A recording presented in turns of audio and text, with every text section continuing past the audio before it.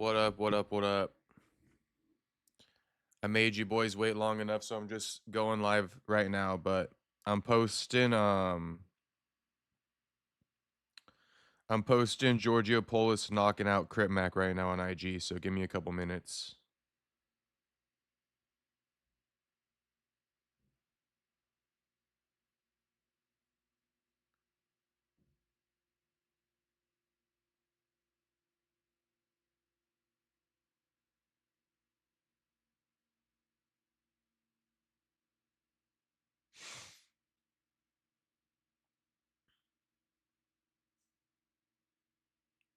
Anyone seen it or what? Hell, it's going to start. What's poppin', Otto? What's poppin', Tyler Betts?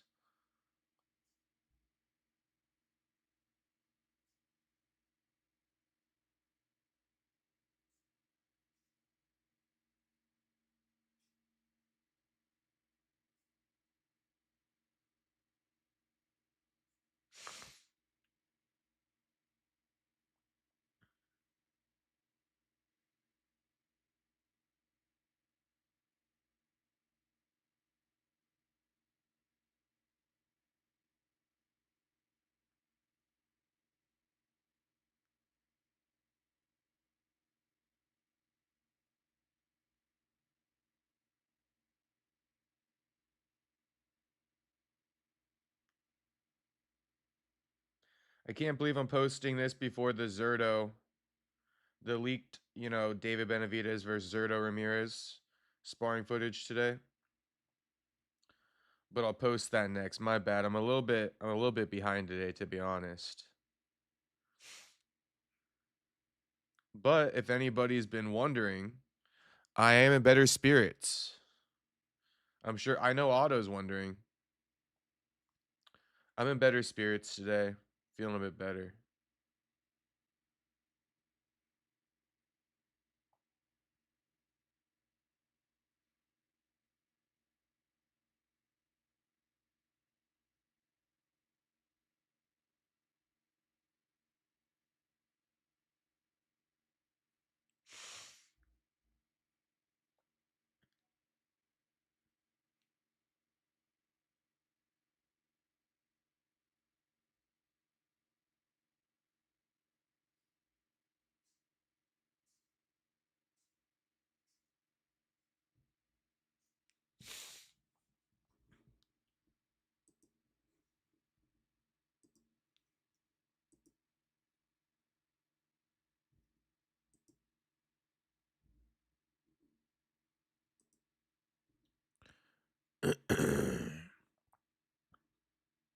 Shout out to the boys watching. Run up the likes on the stream.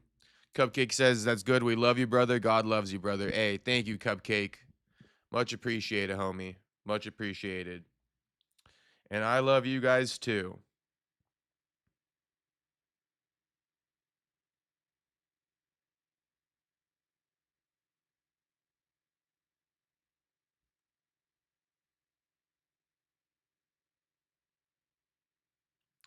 Anyone catch the press conference today? I mean, it was pretty shit.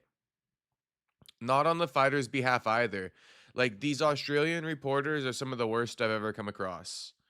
And I mean, I'm even referring to the media day from yesterday. These guys are just terrible. I think we need to react to the media day from yesterday just to really troll it.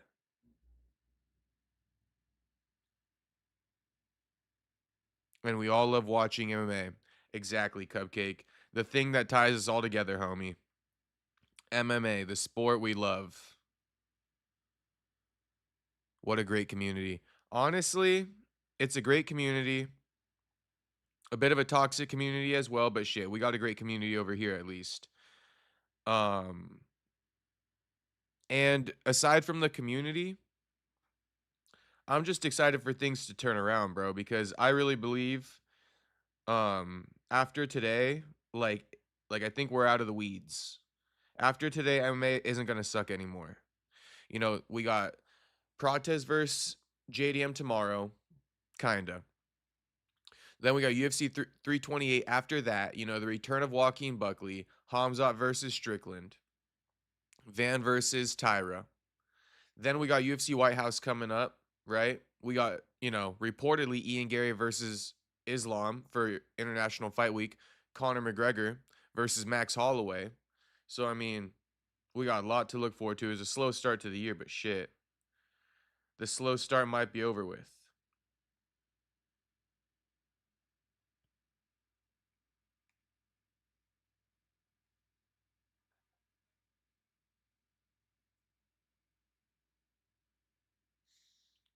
328 will be legit. Yeah. Yeah. And we're getting things started with UFC Perth. Okay. Sorry, boys. I got to serve two masters, the IG and the YouTube. So bear with me. That's what we're doing right now.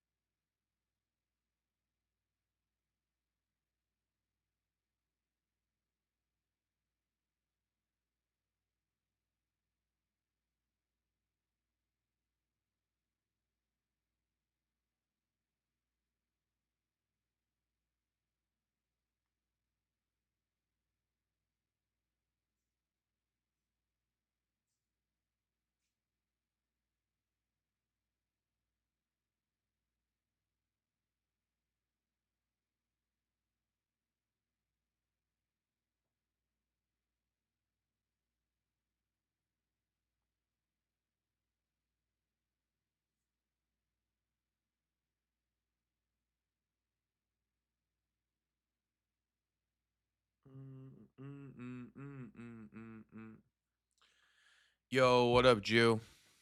Tyler Betts asking, are you streaming the fights? Yeah, I'll be streaming the fights. I'll be streaming the fights tomorrow, basically, right? I'm getting it all confused. And actually tonight being a late night stream, it's actually not the worst thing in the world because the later I sleep in tomorrow, the better. In fact, I'll probably have to take a nap. But the late night stream tonight worked out. All three getting the dub. Oh, Tyler Betts goes, three good fights on the boxing card Saturday: Oscar Duarte, Jaime Munguia, and David Benavidez. Yeah, I agree. I agree. Oscar De La Hoya deserves some credit for building up Duarte and Jaime Munguia. You know, I know they both took losses and that kind of built their names, but in a way, Oscar does a great job building up his fighters.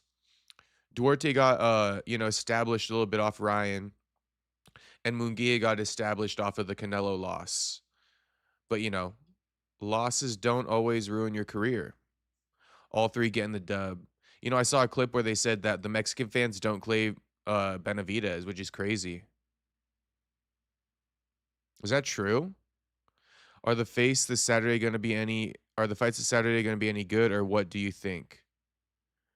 Fight. I meant to say, are they going to be any good this Saturday? What do you think? Yeah, they're going to be great, Otto. They're going to be great. Uh, They're gonna be great, homie. The UFC Perth card is straight bangers. Don't forget about Inoue Nakatani, right? David Benavidez, Duarte, and Jaime Munguia. They're all fighting.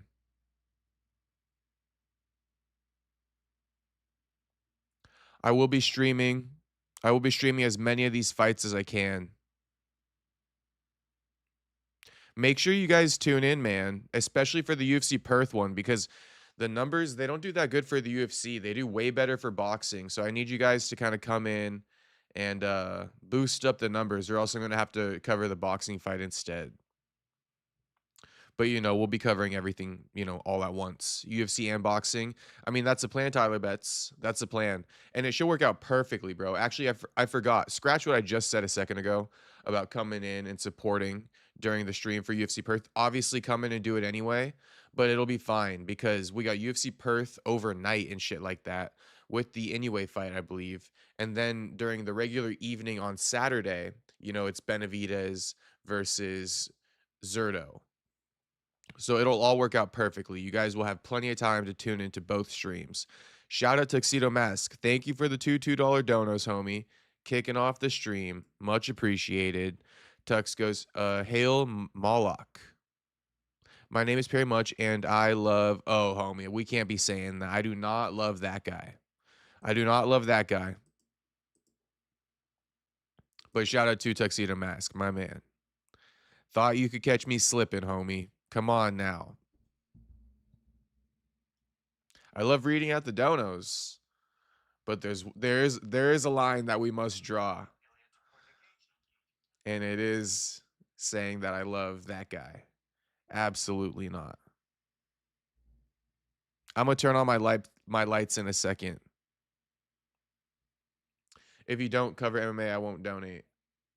Well, shit, homie. All right, then. You got your answer. Say less, homie. Say less, Tux. Like I said, you can scratch what I said earlier about that because I'll be covering the full UFC Perth card with no interruptions, homie. So don't even worry about it. You gonna be here, Tux, overnight tomorrow, though? You gonna be here late night or what?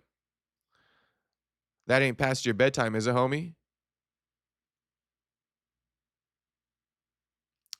He's shouting out a owl satanic guy. What the hell is an owl satanic guy? And thank you again for the $2 donut, homie. And as I say that, another one comes in.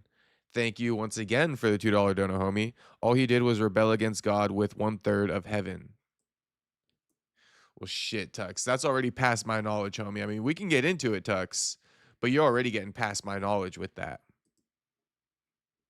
Unfortunately.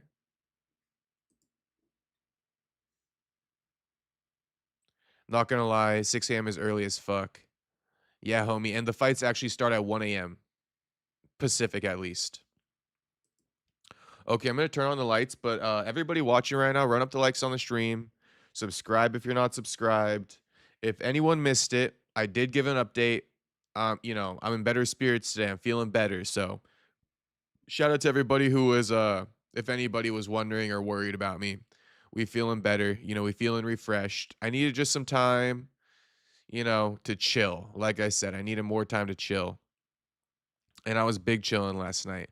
What up, Jew? What's poppin', homie? Probably already said that, but shout out to Jew. And then, real quick, round of applause to Otto for being first in the chat this evening. Round of applause to my man Otto. And then Tyler Betts said, Prata's gonna smoke this cigarette. Shit, he gonna smoke him. So this weekend we're gonna be smoking on JDM, and then next weekend we're gonna be smoking on Sean Brady. This weekend we smoking on JDM. Next weekend we smoking on Sean Brady. Pull a 24-hour stream. UFC is like 1 to 6 a.m.-ish. There's an early Dazn boxing card too. Anyway, versus Nakatani. Honestly, Tyler Betts,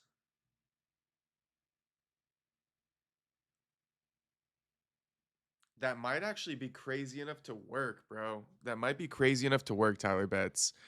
You know what? I won't say no.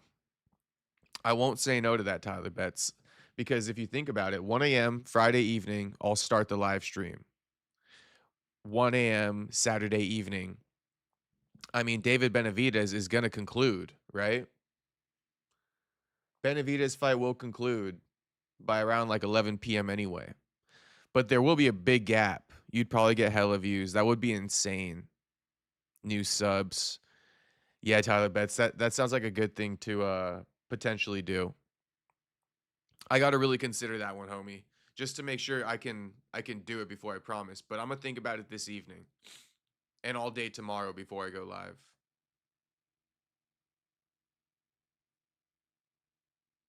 It's gonna get long. Yeah, it'll be a long ass stream for sure. What's crazy is doing it by yourself, huh? No jumper boys do it, but they like bounce off each other's energy. Yeah, you gotta have 607 unk energy to pull it off. I know. Or just like be stimmed up like what's his name? Lush the whole time.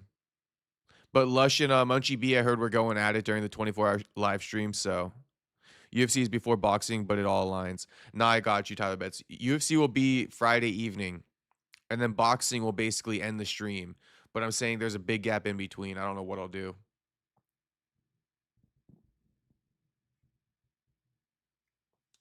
What other fights are on?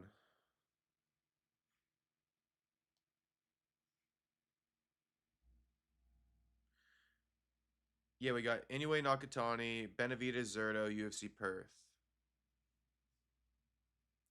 I need a Joe Rogan appearance. Shout out to Kevin from Chicago. Tux goes, thank you for a $2 donut, homie. He goes, can we start the Miata Boys gang? Nah, bro. Nah, bro. Not before we start the Church of Perry, Tux. Not before we start the Church of Perry. And Miata Boy, too much credit. Too much credit, you know. Too much credit. He was a main character in the stream. And there's really no hard feelings with Miata Boy. But in his absence, still name dropping, I feel like it's just too much credit. You know, homie, if he catches the replay on this, his ego is gonna go through the roof. That's what I mean when I say too much credit. Imagine Miata Boy pops in, watches the replay, and then he's like, you know, hearing his name drop from Tux over here. He's gonna be like, damn, I haven't been in here in months. They still name dropping me. I really was a main character. We can't let his ego get that gassed up, bro. We cannot. Space Kid, what's popping, homie? What's popping? Um, okay, so before we get started, let me turn on the lights. And let me fucking one thing at a time.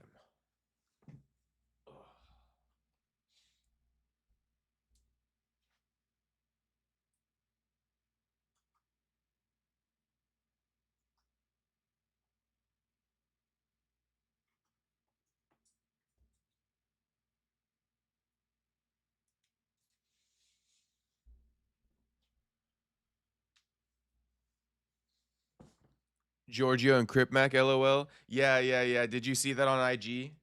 Jew, I just posted it. Giorgio and Crip Mac just did a stream and then they sparred for 30 seconds. Giorgio drops him twice.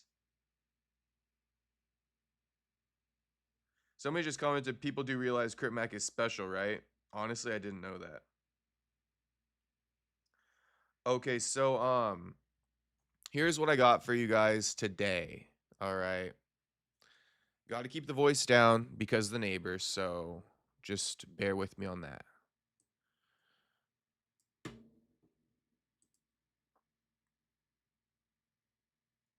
Let's go window capture, Chrome.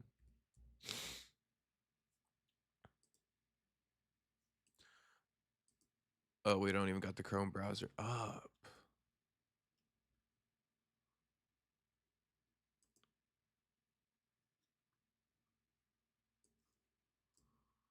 Okay. Also, MTK yesterday was just a good breath of fresh air. Just to kind of have him on. It was good to have MTK back on. Can we see that video of Crip Mac sparring? Yeah, we can. We can. Sorry, I'm just trying to get set up here real quick.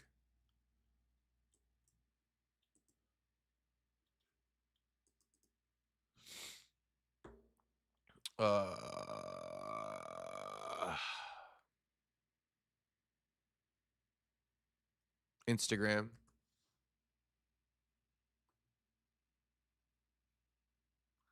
Then let's go to X. Oh.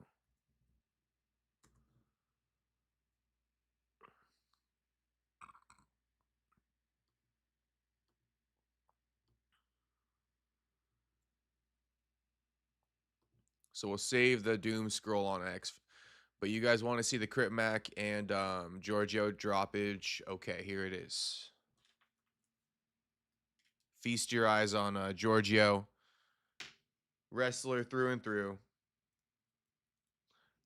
knocking out Crit Mac.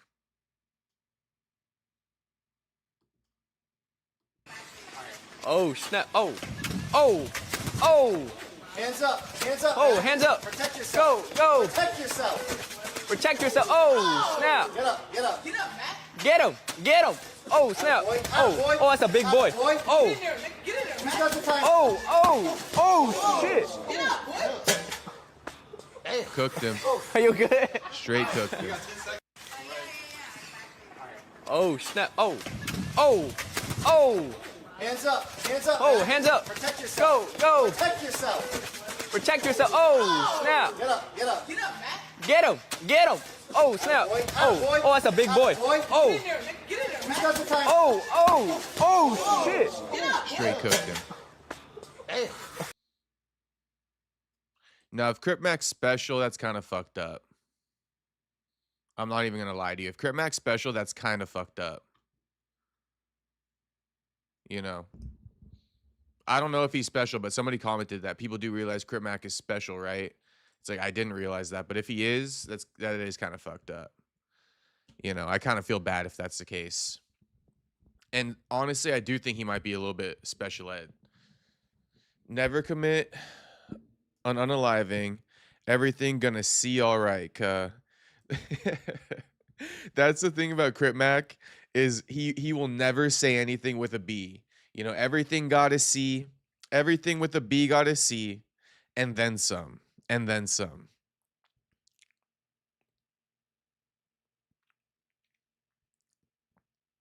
We really got a question if he's special, LOL. Okay, so it's confirmation, Jew, homie special. I never really knew about that, but now that they say it and I think about it for like 0.5 seconds, that's what I was saying. I'm like, honestly, like, it kind of makes sense. But I'm not too much in the Crit Mac metasphere to like be up to date. But as soon as somebody commented that and I thought about it for like half a second, I'm like, yeah, you're probably right. You know? And I probably do feel a little bit bad about that. Damn, says Otto, I know. Homie laughing. What the fuck? Yeah, I mean, the way Crit Mac fights, it might be an indication that he is indeed retarded. That's really bad. It's really bad. He fights a bit like a retard, no offense. LOL, more power from Armon. He absorbed Armon's powers, Kevin. Okay, so aside from that, this is what I wanted to just discuss a little bit. Okay, so number one.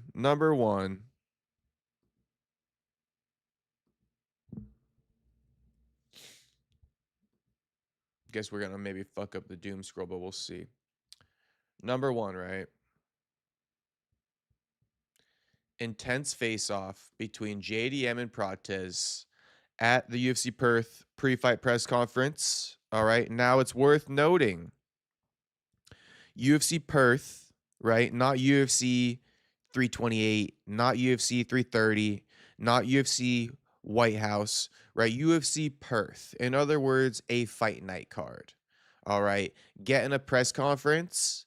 Okay, they've been listening. You know, although I'm very critical of the UFC, I really believe, not that I believe that they do watch, but when they do shit like this, I'm like, you know what? I'm doing the right things.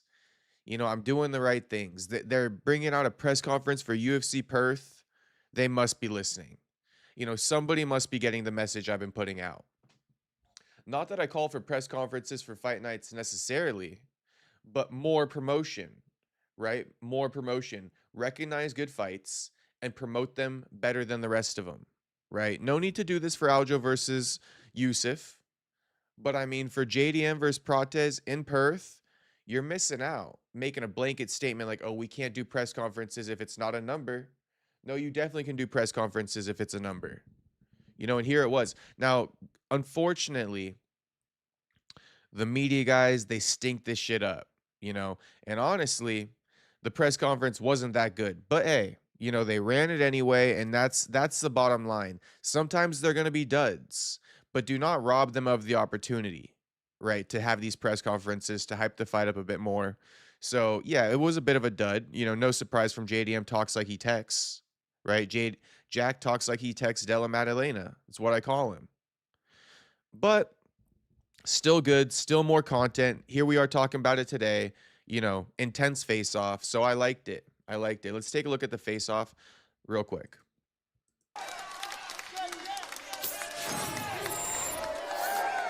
We don't need that sound. Super intense. Honestly, I think Prates is going to come in here and get the job done. Prates not tripping at all. And Prates also got an Australian baby mama, and his daughter lives in Australia. These are things I found out today. Yeah, I'm rocking with Prates. We gonna be smoking on that JDM pack, that fresh JDM pack on Saturday. Maybe even tonight. I think I'm gonna roll up tonight as well. But you know, the problem is, like I keep mentioning, is the reporters, they stunk up the press conference. So we need to watch it just to really troll it and go over it. It's important. Islam Makhachev hanging out with the robot, I could care less. Not that we expect anybody to care, right? But it's like Islam with a robot. Who gives a fuck? Space Kid says, Space Kid, what you saying about, homie? Is there a line test? Well, we can check out what's his name? I think his name's JT Lines, right? Yo, Jacob, what's popping? Chain firing Mech Warrior. What it do, homie? JT Lines, right? The homie JT. Why can't I type it in though? Like, I just want to know.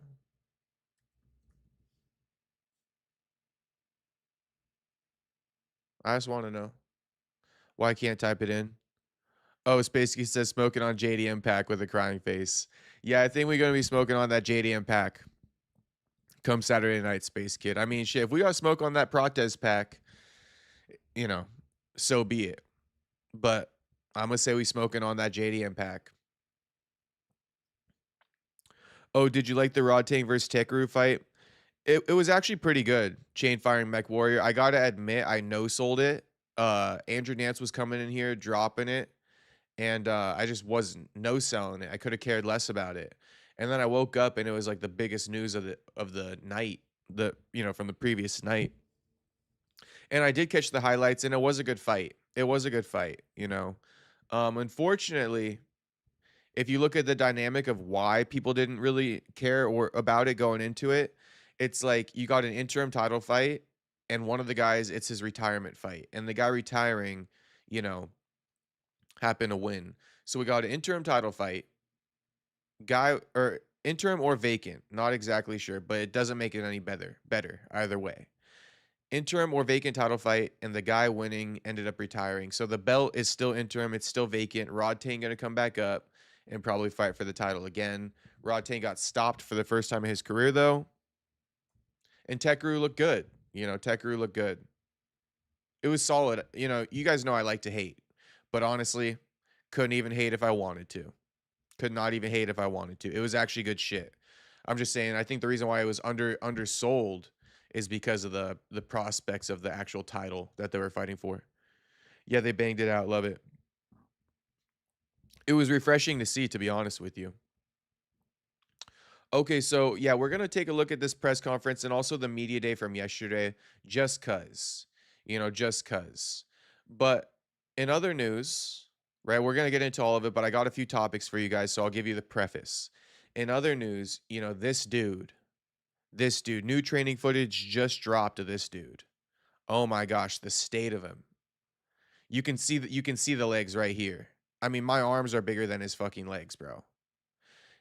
His right leg, or sorry, his left leg is the one that's atrophied. You can tell when I play the video for you.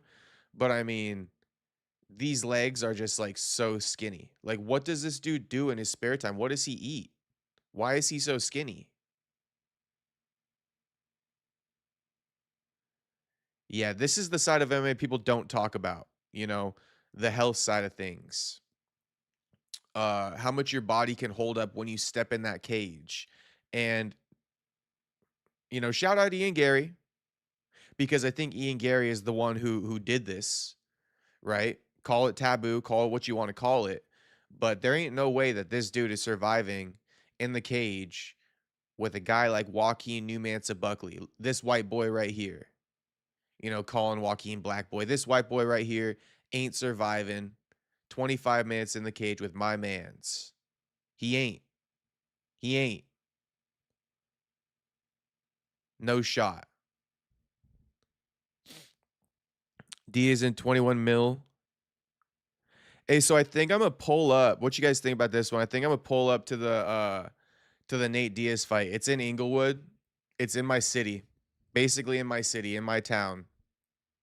I think I'm gonna pull up to the Nate Diaz fight and I'm gonna run into my boy. You guys know my boy Unk. Jose Garcia. I'm gonna hit Jose Garcia on IG when I pull up. And I'm gonna be like, yo, homie, I'm here. Where you at? Can we link?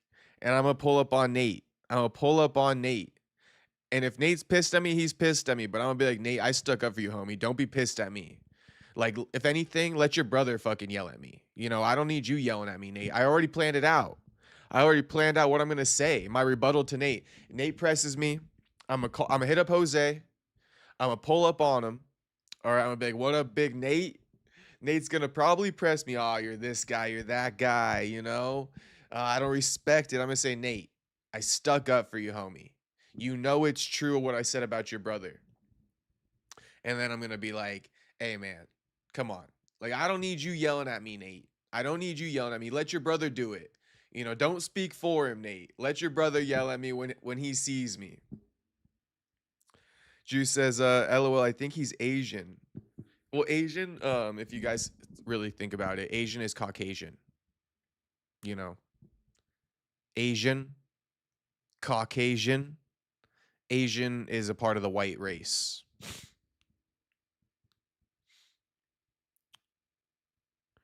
And then Juice says, nah, Nate and homie's gonna jump you. They have no reason to jump me, bro. They got no reason. No reason to jump me. I'm pulling up on them. I prefer if somebody in the area can like pull up with me and like be my cameraman. That would make things a lot easier. Somebody who could film for me, or else I'm just gonna have to ask a stranger to film for me. Nice. So you're gonna vlog it or just get post, make connection is also a good thing. Well, I think I'm gonna do the second way you kind of said it, Auto. I don't think I'll be able to vlog it, but I think I can get a couple posts, make some connections, get tapped in. I asked Jose to try to get me a media pass, and he said he'll work on it, so we'll see. Ju thinks I'm gonna get jumped by Team Diaz, but shit, homie. Unk has my back. Unk would not let that happen, Ju. Unk would not let that happen.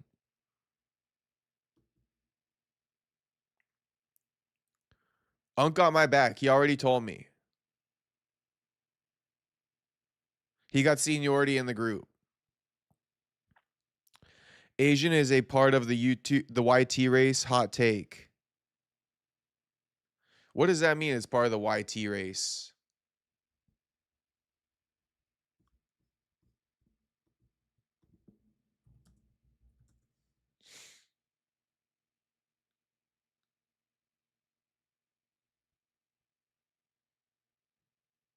When you meet Nate, bring a suitcase with the Nick Diaz files in it. I just got that fucking. I don't even need a suitcase. I'll bring that little folder. You know that little folder type shit that got like little slots in it. A filing folder. Oh, white. Yeah, yeah, yeah. I told you, Tux. Asian is a part of the white race, homie. Hot take. Hot take. Asians are white, bro. What are they? Black? Are they brown? I mean, you could call them yellow, but that's not a real thing, right? They're white.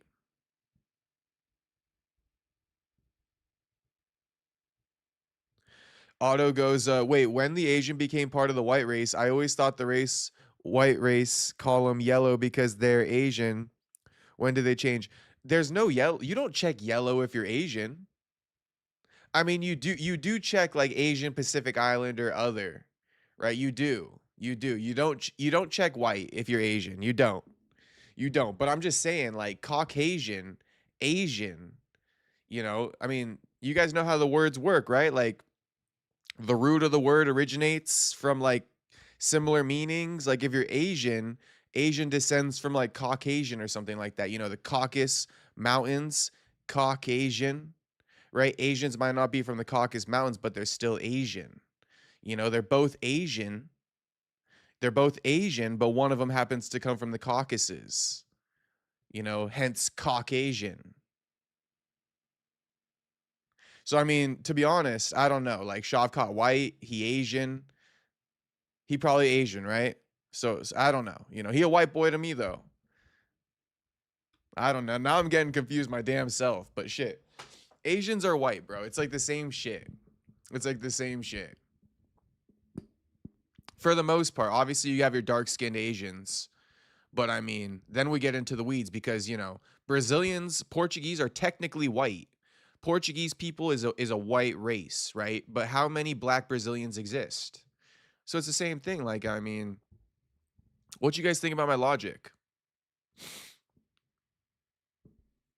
607 unk question mark.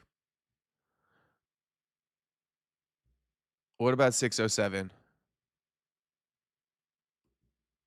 Tux, thanks for a $2 donut. Homie says, I'm down for the yellow white alliance against the Jews. All right, Tux. Shout out, homie. Thank you for the $2 dono. Yeah, let's align the yellow and the white. I mean, they're already aligning themselves without us even having to, pledge for them.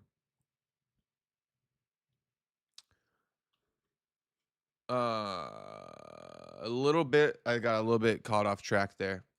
So yeah, we got Shavkat. We got the press conference to react to. And then, we got one more thing to react to, I believe. Oh yeah, Khamzat responds to Strickland's threat. So we'll watch, the media day shit.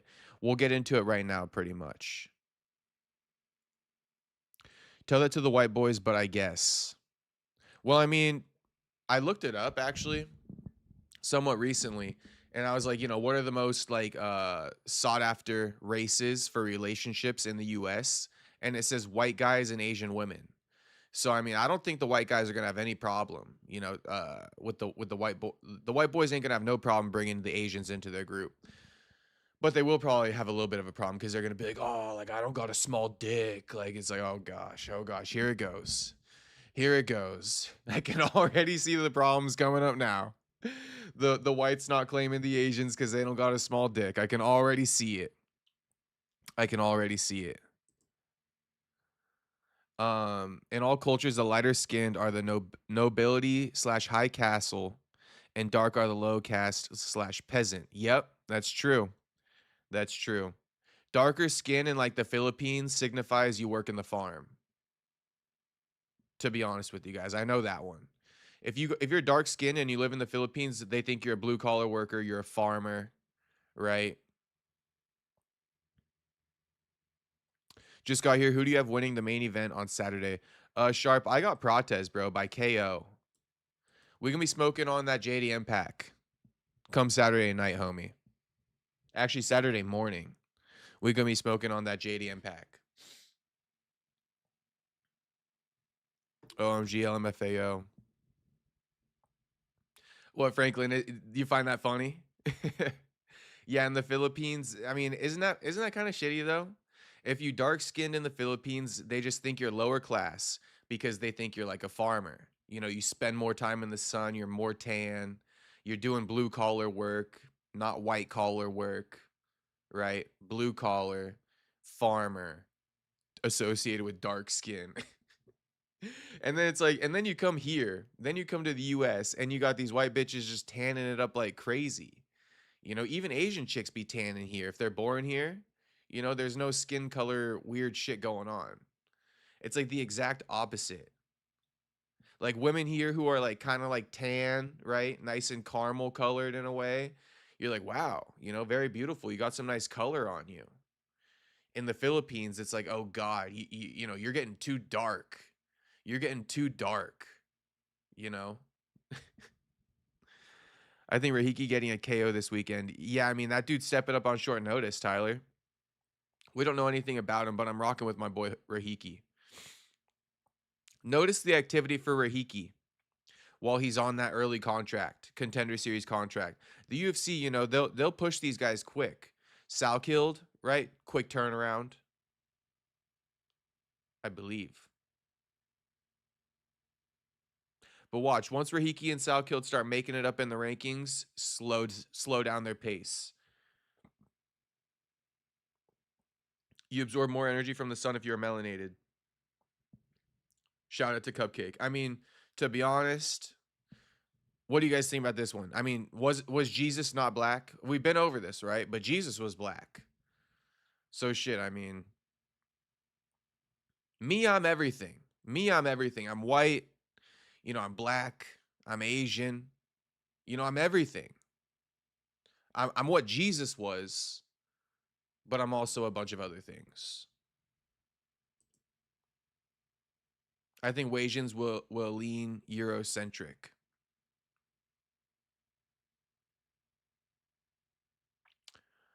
Who do you think Jacoby Smith will get matched against on the OKC UFC card? Well, shit, if he's lucky, bro, they'll feed him to Colby. They'll feed Colby Covington to him. You know, that's who he called out on our platform, Sharp. I interviewed him after his last win, and he said he wants fucking Colby. Dude wants Colby. I mean, if we could speak about Jacoby real quick, but it's like Jacoby wants a ranked guy, man. Jacoby wants a ranked guy. Colby's out the rankings now, if I'm not mistaken. Yeah, he out. Why don't we do Jacoby versus Euros Medic? You guys like the sound of that? Jacoby versus Euros Medic. If I'm not mistaken, they may have even fought on the same card or like a couple weeks apart. Jacoby versus Euros Medic is money. Money. Another week of pure clouds in Michigan, the fuck? Damn. Tux, thank you again for the $2 dono, homie. With the, I think, Wasians will lean Eurocentric. And thank you again for the $5 dono. In all cultures, the lighter skinned are the nobility / high class. Dark are the low caste / peasant. Much appreciated, homie. Yeah, so Jacoby, I'd feed him. I'd feed Euros Medic to him. You got to say that the right way. If you say I'd feed Jacoby to Euros Medic, you're almost making it seem like Medic would eat him, right? So you got to say it the right way. I'd feed, you know, Euros Medic to Jacoby for a nice little lunch. He wanted Patterson a while ago, but he's not ranked. I know. I'm sure he moved past that. Again, he made that call on this platform right here. In case you don't know, I just need to say that. He called out that white boy. He said, I want that white boy. I want that white boy. Everyone was pissed at him for saying that. They're like, okay, black boy. All right. So Khamzat responding to Strickland. I don't got no clips, but we could watch that. We could watch the press conferences. You know, I assume you guys are almost gonna want to see Khamzat first. So really what I should do is make you wait, right? I really should just make you guys wait for that and give it to you last. But, you know, if you're the type of person who's going to leave, right, when I start cooking at the press conference and the media day from yesterday, then, I mean, that's on you. You know, I don't know what else you're going to get out of entertainment, but can we get a JDM protest poll? Yes, we can. Yes, we can.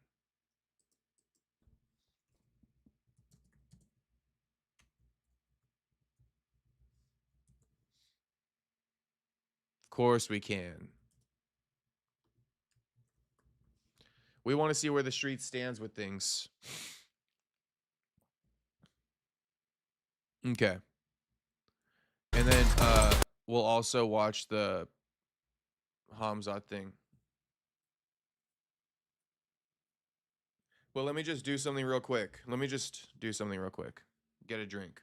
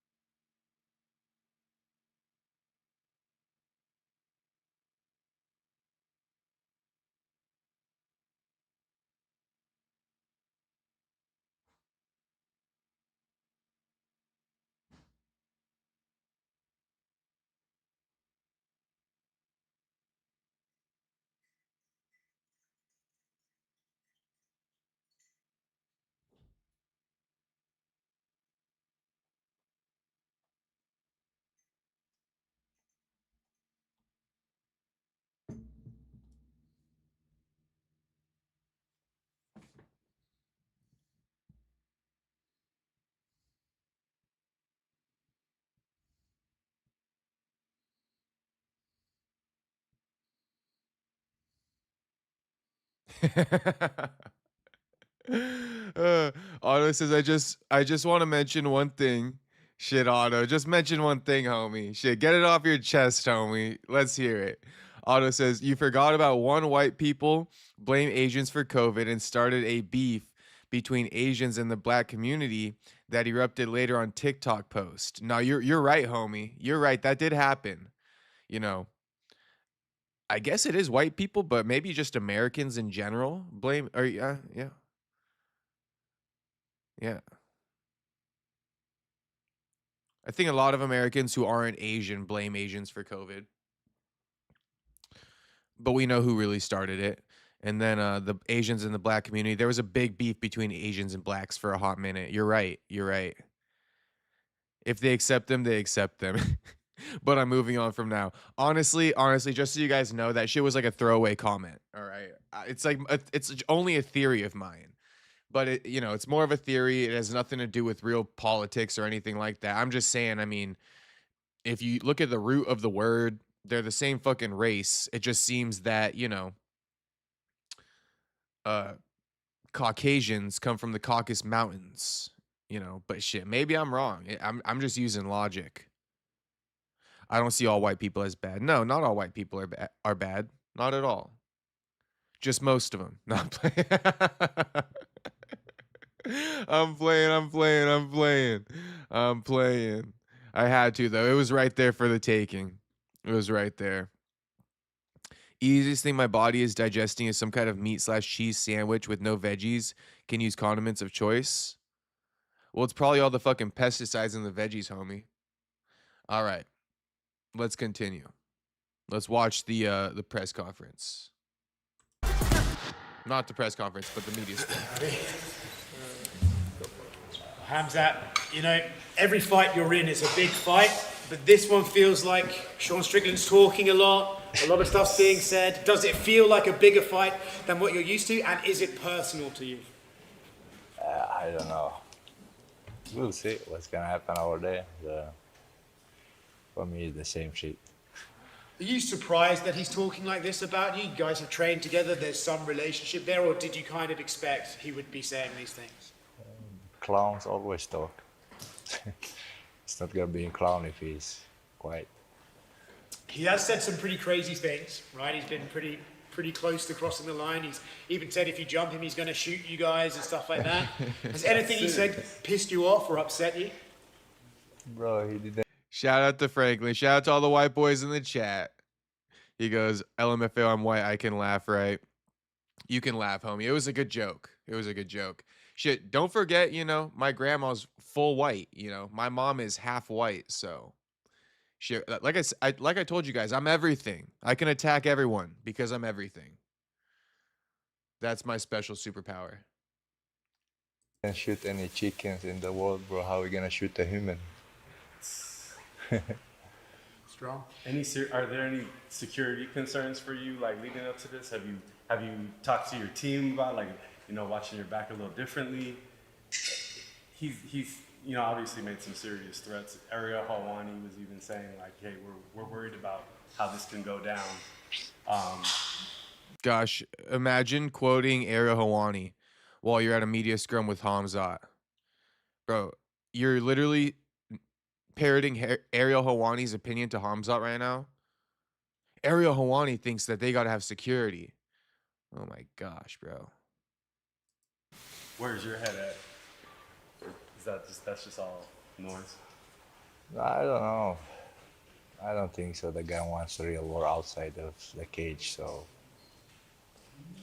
if he wanted, he would be dead already. When you guys trained together, what was that training like? He said that, you had some success, but he was kind of letting you work. How do you remember your sparring and training together? He never had success with me. So it's not gonna be different right this time as well. So I was fighting 170 that time. So imagine I beat him on that weight and was cutting the weight, and at that time I beat him. So right now, people know how big I am, how hungry I am. So it's good meat. Yeah. I like white American chicken. How good do you think Sean Strickland is, right? Because he's a little bit like Dricus, where he has a very certain style, an awkward style, but you've trained with him. So how good do you think Sean Strickland is compared to some of the other guys you've faced? They're all the same for me, so I don't know what to say about that. Does it make you want to hit harder or execute your plan a little like with a little more intensity at all? We'll see. We'll see. I don't know. I always go hard, so my plan is just go there, beat them up, and take the money, go home. I heard you don't like really train for people. You were talking about that. You don't like specifically say, "Hey, I'm planning for this guy." You know, has any of that changed this time around? No, why should I care about what the guy's gonna do? So if you're the hunter, so you don't need to know where is the beef. You just go after, smell, go take him, eat him up. That's it.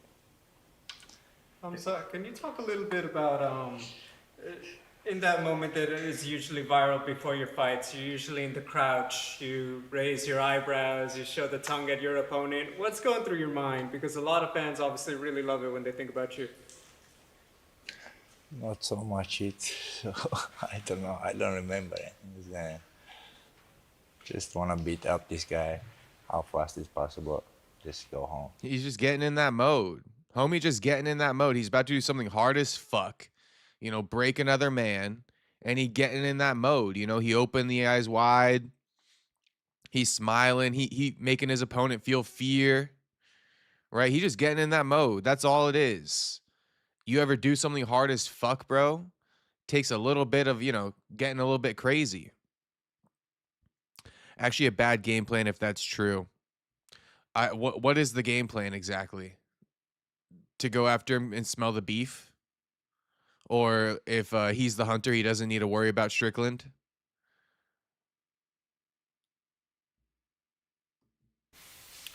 Do you feel like the UFC didn't like the fight with you and Nasruddin Imavov, and that's why they waited for Sean Strickland? Because I think for a while, a lot of people felt like, well, Nasruddin is ahead of everybody else right now to get the title shot.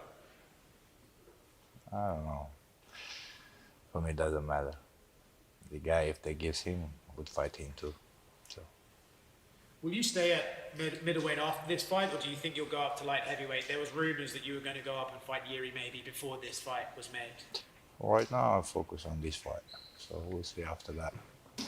Khamzat, now that you are the UFC champion, does that carry a little extra weight or responsibility in your preparation?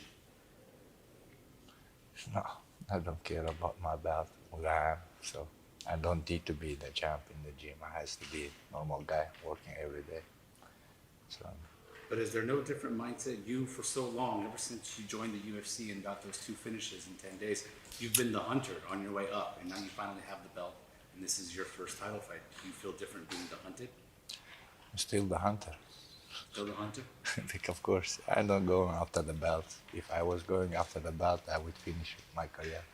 I have already the belt. I'm going for the money. Khamzat, this is your first title defense. Has your life changed in any way? I see you guys saying there's no game plan. He says he just goes in there and hunts and doesn't train for anything specific surrounding the opponent. Relying on instinct is his game plan, not overthinking, potentially ruining the organic nature. Yeah. I see what you guys are saying now. Yeah, I mean, that is exactly what he said. That's exactly what he said. If I could give a devil's advocate, maybe he doesn't want to give away the game plan. He given a vague answer. I don't know. He goes, and then G goes, at a high level, how many times can you get away with that, though? I mean, yeah. And it's not like Strickland has a bunch of threats. Like, what's the threat? Takedowns? No. Leg kicks? No.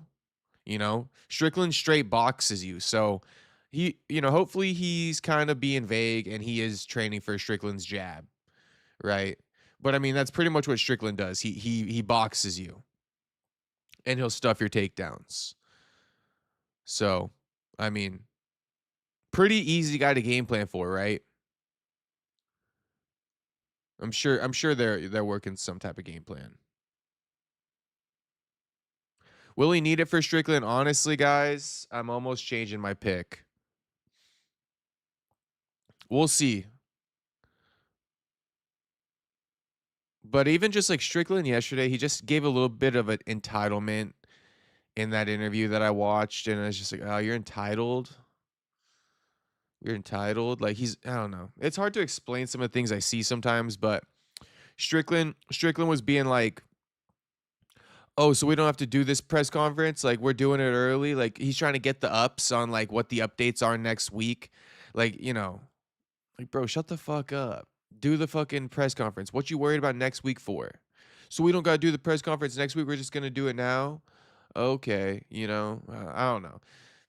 I'm probably sounding like I'm making a lot of nothing, but he gave entitled. Like, he's happy where he's at. I don't know. Strickland not serious enough.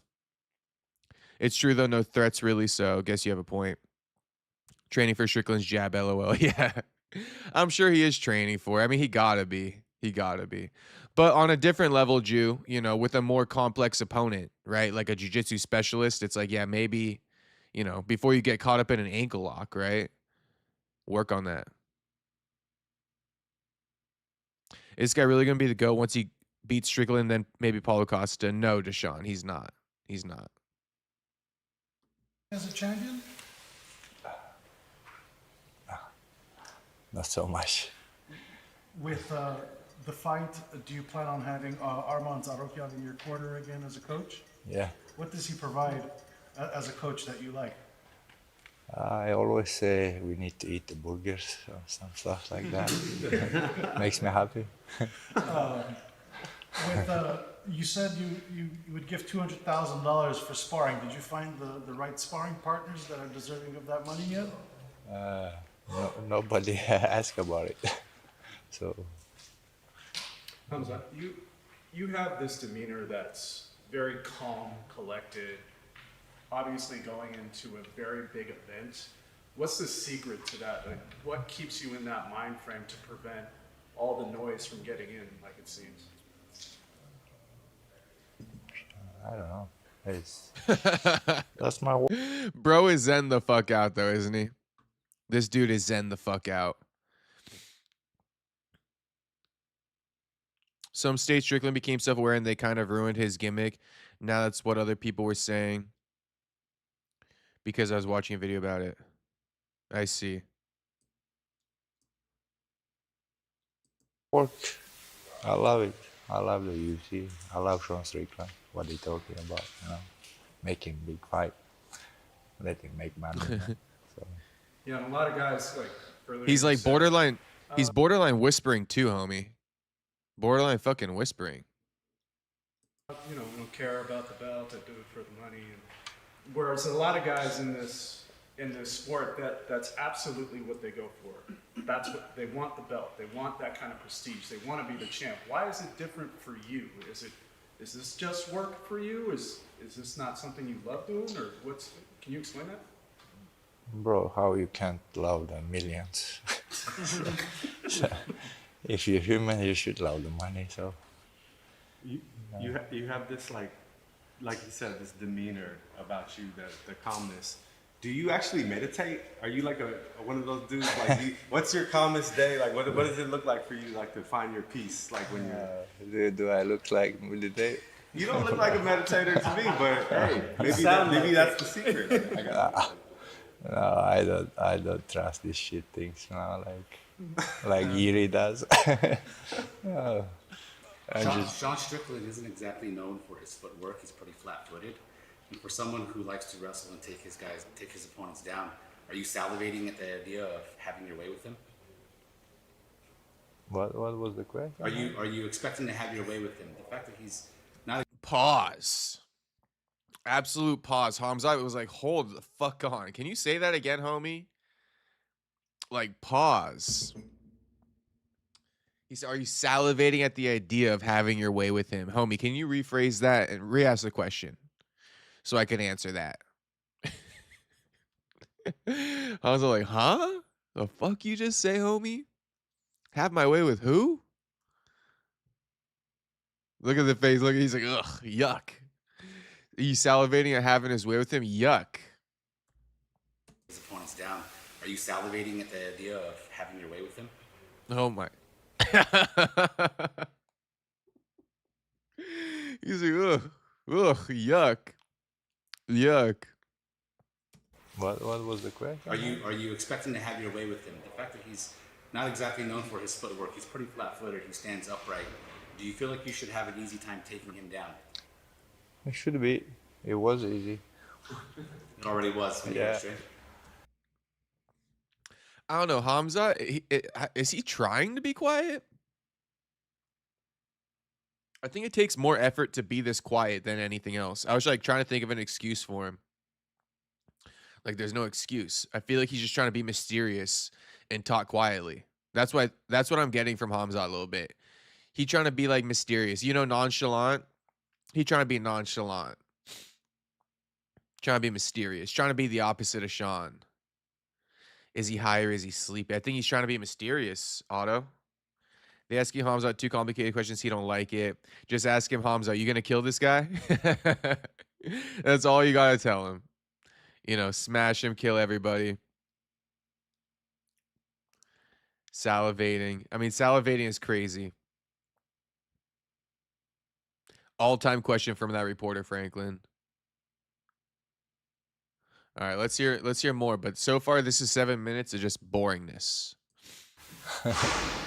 We'll see. We'll see what we trained 5 years ago. A lot of things has changed, so we'll see. Brendan Allen says he hasn't changed very much though, since they fought around that time. He don't look like. He don't look like in the fights. He looks the same. And, I want to ask one more time, Khamzat, because the threats that Sean had levied against you a couple days ago, that if you jumped him in New Jersey, he would pull a gun on you. Do you think he's actually capable of holding a gun on you and your team? bro, in New Jersey, this is Muslim community. It's my home, so I don't think so. He's gonna come out with the guns there. Otherwise, will be a lot of people in jail because he's dead. A lot of fans are really looking forward to the press conference. Strickland has responded to this, and he said, like, yo, homie, this is exactly what I'm talking about with you. This is exactly why I said I would shoot you and all your homies in the first place, because you guys jump people. You know, you jump people. You do something about it, Khamzat. I'm not really going to kill you. I'm only going to kill you and your boys if you pull up on me with 3 of them, all looking to, you know, run the fade with me. I don't got enough hands, you know? But, you know, he basically responds to that. It's been misquoted over and over again, though. But he responds to that, and he's just like, you know, well, we're still going to jump him. We got more than 3 people. You kill me and my 3 friends, we got 100 of them coming your way. It's like, homie, just don't jump him. Run the fade if you want to start some shit. That's all he's saying. Run the ones. But Sean responded, and he goes, that's what I'm pulling up right now. He goes, this is why you are a coward. We will jump you. My Muslim friends will jump you. You might live in America, but you have no idea what it's like to be an American or a man. If I ever said I'll jump you, I wouldn't be able to look myself in the mirror. Coward. So that's Strickland's response to this. Saying, like, you know, we're in Jersey, Muslim community. They're all going to have my back. Strickland says, you're a fucking coward. Point proven. Between you and Sean, you're not one to start a lot of talking. You're kind of saved for the octagon, but what are you expecting when you get on stage and you have about half an hour to talk back and forth with Sean Strickland in front of everyone? I don't know. We'll see. We'll see what's gonna happen there. So, like I said, I like his talking. You know, so it's good for me. I don't need to worry about like I need to talk. You know, he's talking for everyone. You know, you're a very popular fighter, but one of the things I picked up on is like, you're like, hey, the other guy does the talking, sells the fight, promotes the fight. Yeah. Do you feel like there's pressure on you to like, oh, I need to say something, I need to post something, I need to show the fans something so they watch it more and I make more money? Do you feel that pressure personally for you? I don't feel any pressure. If you ask, give it to me. I'll break it. So, why should I feel any pressure? Last one. How many fights do you think you need before you have more money than Arman Sarukian? I think it's Gay far ass away from question. Arma. Too rich. Khamzat, you're so violent in the cage and obviously quiet, soft-spoken, and instances like this. How do you spend your free time during camp? You're in California by the beach. Well, what are you doing outside of camp? I don't know, I've been twice in 3 months in the beach, so I live by beach. So, but yeah, we play the games with the boys and just go and take the coffee. And with the fight, we saw you dominate DDP so easily. Do you feel Sean Strickland is going to be a tougher opponent or an even easier opponent? You never know. We'll see in the cage, but um, like I said, like I can't say like gonna knock him out. I can say knock him. We're gonna submit him. It can be differently. Do you feel like you We'll need see. to have a different kind of fight? Because that one was so dominant on the ground. Do you feel like you need to finish him? Maybe even a quick finish? Yeah, for sure. I need to finish him. Otherwise, people start to calling me like, "Hey, what is this? Who say man? Then I at the interview feeling trocky. Yeah. Boring. Yeah, boring fight.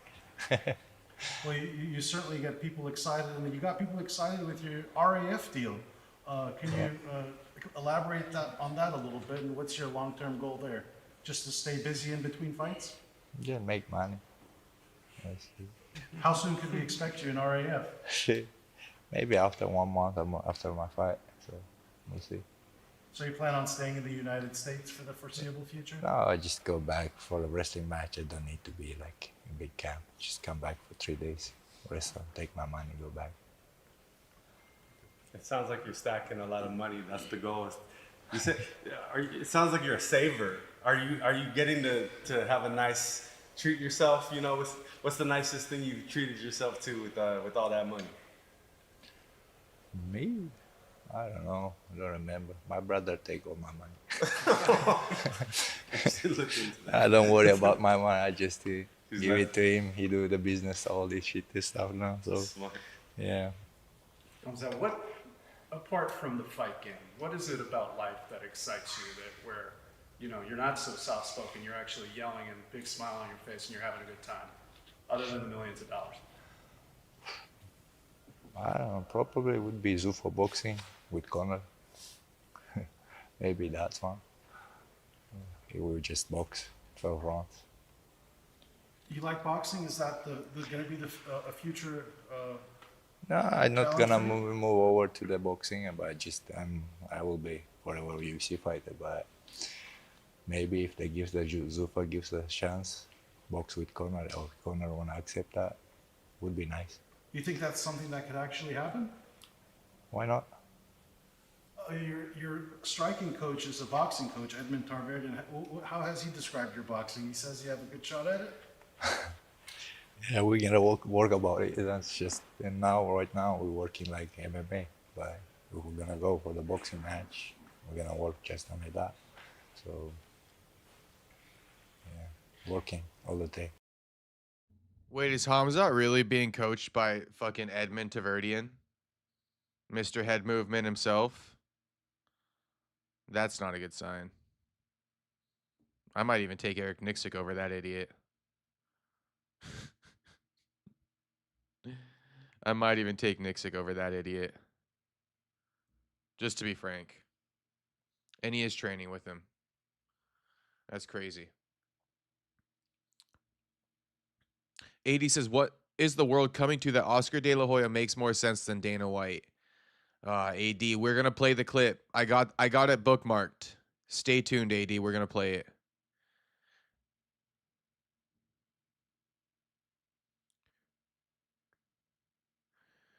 Jacob, do you think Ilya has the kryptonite to beat Dagestani fighters? I do.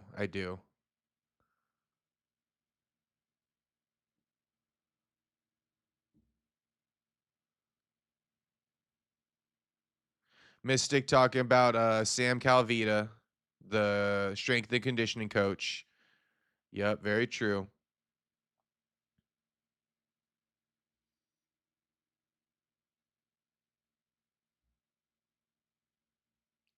Tyler Betts is still leaning Sean W. Khamzat, the most inactive fighter in Strickland. Motherfucker talks too much.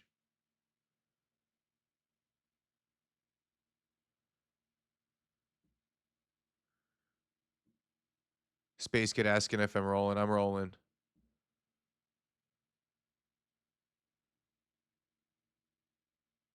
Khamzat's ego's too big. There's no one currently that can beat him.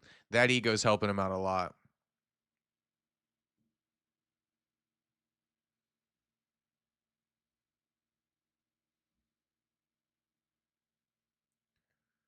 Yeah, Franklin asking about the Khamzat gassing over 5 rounds. I'm not banking on Khamzat gassing, if anyone's wondering.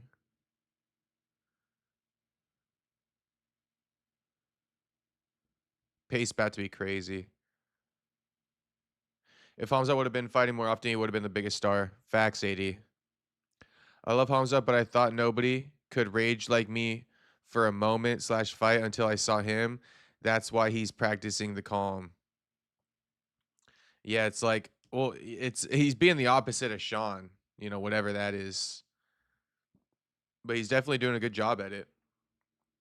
Armand says he's bipolar. He'll be like this one day, and then the next day he's not like this. He's like angry and shit and aggressive. The Dagestani cat needs to learn to speak English.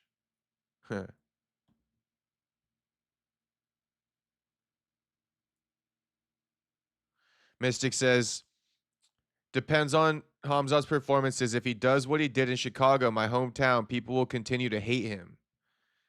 Ooh, yeah. He got to stand and bang with Strickland. He got to put his balls on the table on May 2nd. Jacob, why do you think TriStar in Canada not putting out more fighters like before? That's a good question. Well, if you want my real answer, maybe because Faraz Sahabi's a real one, and you know, there's just not too many real ones coming in the gym these days for Faraz to be like, oh, you're UFC caliber. You know? Maybe. Because, you know, Nixick just sends his guys out there to get killed for a little paycheck. Jacob, have you seen the videos of John Jones and Daniel Cormier? Motherfuckers are like buddies now. Well, they're fighting like brothers now. I wouldn't call them buddies, but they're like they're fighting like brothers. They're able to kind of like maneuver it, you know. They got their little scripts on each other, you know, their little one-liners towards each other. I like it. I like it. I wish we could get that with Strickland and Khamzat, you know, not retired guys, but it is what it is. Jacob, you're right. Faraz Zahabi is a real one. Honestly, I mean, maybe that's it. Maybe he's just like, you know, you guys just aren't UFC caliber. And you're going to have to put in this type of work. And these guys are like, I'll go to another gym. Perry, tell me to take a shot at tequila. See, Mystic, take a shot, homie. Take a fucking shot. I'm rolling up right now, so you should definitely take a shot. Get on my vibe, homie. We vibing. Who else vibing with me? All the boys vibing tonight? Let's continue this little media scrum. It's only got a minute and a half left. And then we're going to watch the press conference. Every day, boxing, MMA. You and Connor striking each other just like in a boxing match. How do you think that ends up? Connor is a good boxer, one of the best boxers in the UFC, so it would be nice to try. Go there, fight that guy. Just a new challenge. Yeah, and good money too. He talks better than Sean Strickland, so will be fun. So is this Khamzat's new thing? I just want to fight talkers. Oh yeah, I want to fight this dude. He talks. I want to fight this dude. He talks. Homie, you talk. You fucking talk. You put your balls on the table. Who else high as fuck? Well, I'm about to be, Space Kid. I'm about to be.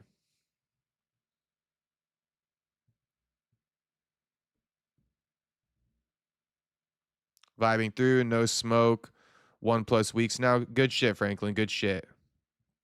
Good shit. Yeah, I tried my hand at the no smoke. Honestly, just wasn't for me. I've tried to be open about this in the past. And quite frankly, I don't like my personality when I'm not like smoking on a certain frequency. It's just the truth. All I can do is be honest. You can judge me for it, but shit, at least I'm being honest.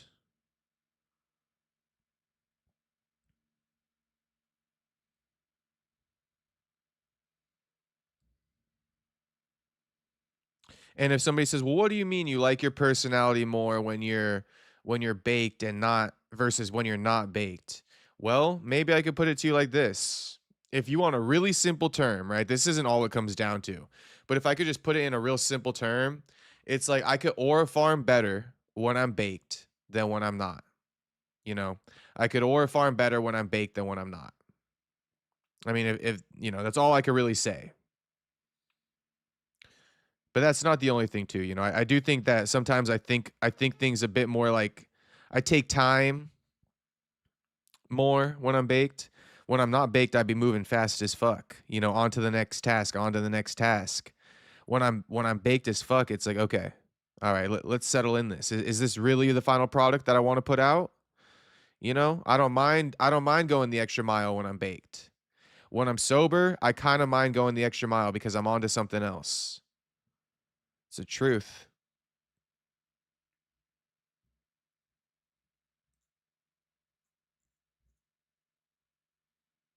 And think about it. If you're like me and you got to watch like interviews all day long, bro, imagine doing that shit sober. Like like come on, smoking kush helps you like sit around and do nothing. And to some degree, what I have to do all day every day is sit around and do nothing. I also think I edit videos better when I'm baked versus when I'm not. I mean, I'm just telling you guys the truth. I genuinely think that. I've edited shorts from interviews, high and not high, and when I was high, I was like, "Oh, I'm this editing isn't what I want." I would get stoned, and then I'm like, "Oh shit," you know, I would have edited this out if I was high. So it's kind of funny if you think about it, but it's the truth. I'm stoned as fuck, says Tyler Betts. Shout out to Tyler Betts. I don't got money for weed till Wednesday, and sobriety is great too, brother. Shout out to Mystic. Shout out to Mystic. Well, at least you got that tequila with you, homie.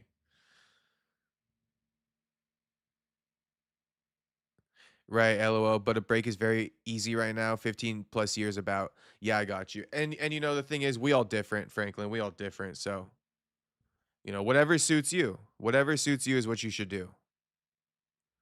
But hearing like, oh, it worked so great for this person, like I kind of want to call bullshit on that stuff. Cause I tried it and it's like shit, you know? I don't agree. At 30 years old, no way I'm taking too many breaks. Yeah, shit. I took a little bit of a break, but not anymore. I'm trying to quit very hard. Yeah, yeah, yeah.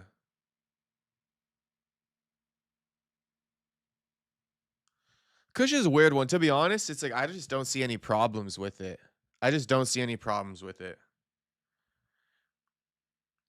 I don't know if anyone ever dealt with this, but it's like, okay, when I stopped smoking Kush, right? I would hit the gym and I would sweat more. I'd fucking sweat more at the gym. It's like, who wants to be a sweaty pig at the gym? Granted, I know it's fine. It's a welcome place to sweat, but I'd be sweating from like the first 30 minutes of my workout.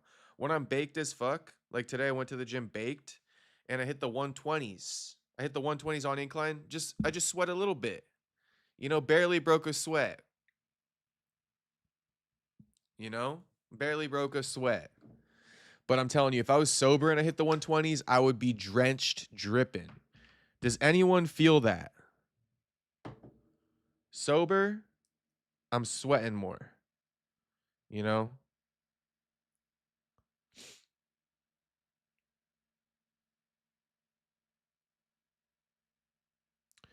I would just say don't be one of those motherfuckers who smoke all day and you just be chilling. I think, and you should be chilling. I think you meant to say, and you just be chilling. Nah, nah, nah. That's the one thing. So when I say like I don't see a problem with it, that's the only problem I would see with it. But again, that doesn't really apply to me, you know? Like that's what I'm kind of saying when I say like, oh, people talk about all these benefits from stopping smoking weed. I wasn't more productive. You know, I've always been on my shit. I didn't do anything more because I stopped smoking weed, you know?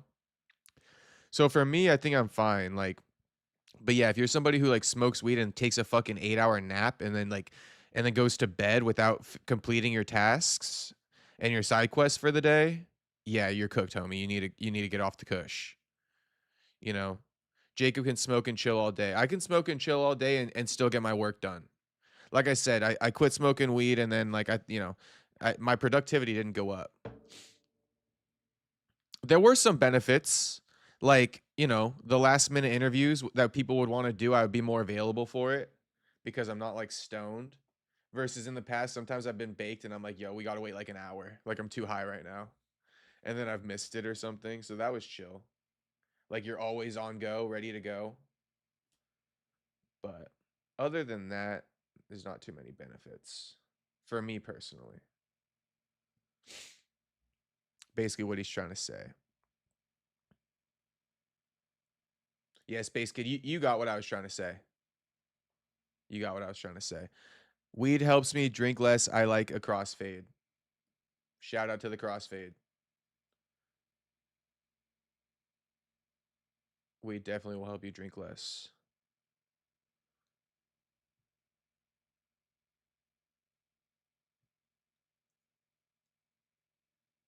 Okay. What a tangent. What a weed tangent we just went on. That wasn't even planned.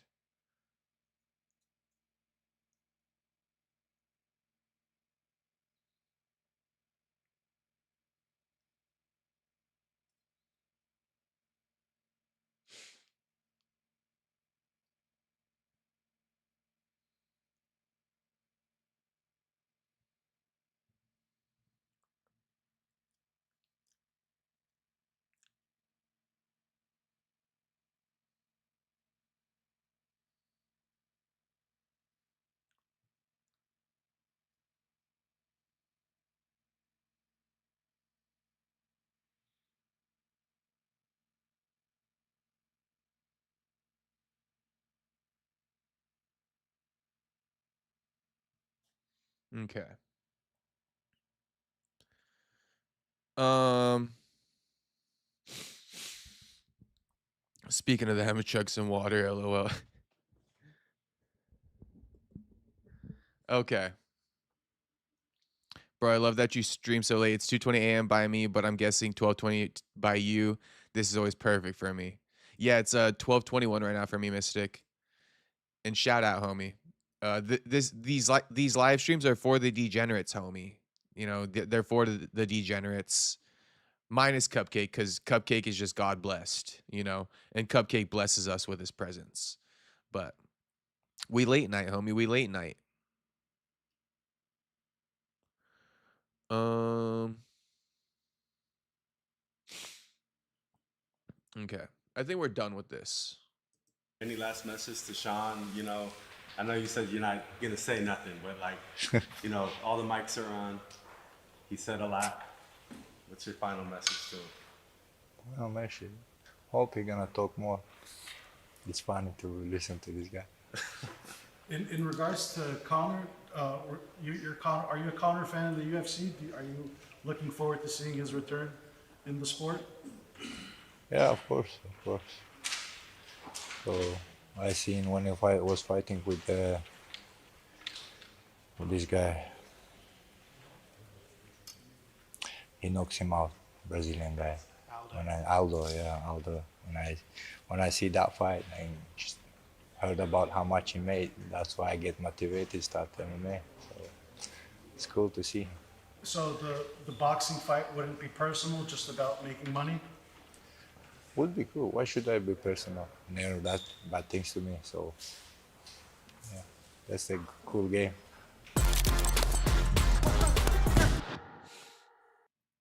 Just a cool guy. All right, UFC Perth press conference.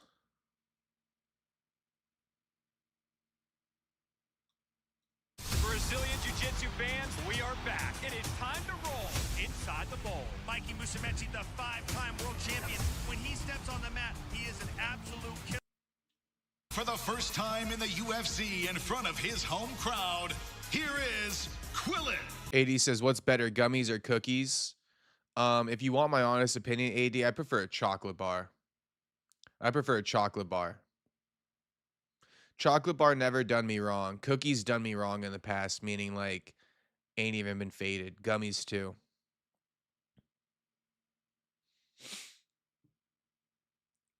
You think Khamzat piping shit down or he's celibate? I think he's celibate, Jew. I think he's celibate. But honestly, this picture, it's a great question you just asked, homie. Because this picture, wait, I just got to go over this real quick for you guys. I mean, these guys, you guys want to know what OC does to you? You know, I speak about OC a lot, right? And you guys, I've painted this picture. I feel like I've done a pretty decent job of painting this picture. And I kind of explained to you guys the dynamic of like, it's very wealthy and high class out here, but to a degree where you don't really flex. You know, you just live your chill lifestyle, right? The flex is being able to do shit. You know, that's kind of the flex around here. Like, you could post as many pictures as you want, but it's like the flex is being able to do shit, having some free time to enjoy, you know, South OC. But let's just start with this one. Okay, let's just start with this one real quick. Pat Downey, Brennan Allen, they and OC, right? These boys, it's in the water, boys. It's in the fucking water. Should I zoom in on their faces? These boys, okay, have been, look at the smile on these guys' faces. All right, they're absolutely loving OC. Absolutely loving it. It's written all over their faces. The cheeses could not be bigger. Brennan looking skinnier than he ever has because of all the hot bitches out here. You know? It's true though. Brennan Allen looking skinnier than he has in years. But the thing is Brennan ain't getting no play out here either.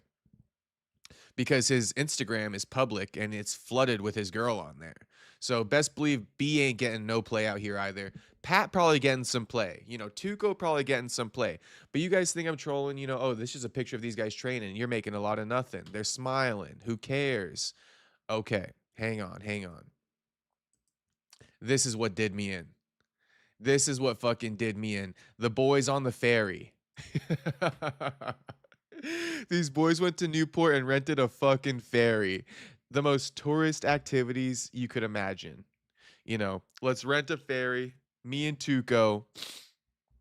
The straight tourist activities. They got it. They should have checked in with me because I would have told them like, yo, homie, get the fuck off that ferry. You're going to be repelling pussy being on that thing. You know, the women are going to see you on that thing and you're going to be repelling them. You know, that's an ugly bitch magnet. Only ugly bitches coming up to you in that fucking ferry. You know? The fucking ferry.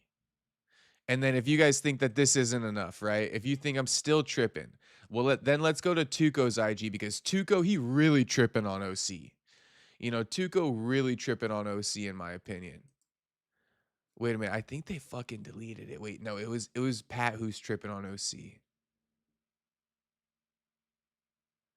Bro, it was like OC vibes. He deleted it. Something happened. There was like this OC vibes post and it had me dying. Orange County, hashtag in Orange County. And if Pat sees this, he's gonna be like, damn, homie's trolling the fuck out of me. And I am. But it's all love, you know. This is just fun. Damn, they deleted shit.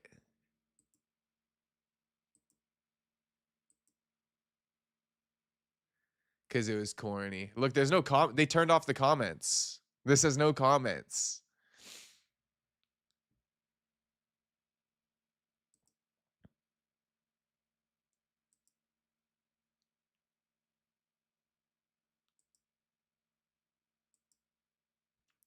They did glaze up OC. Wait, did Brendan post it?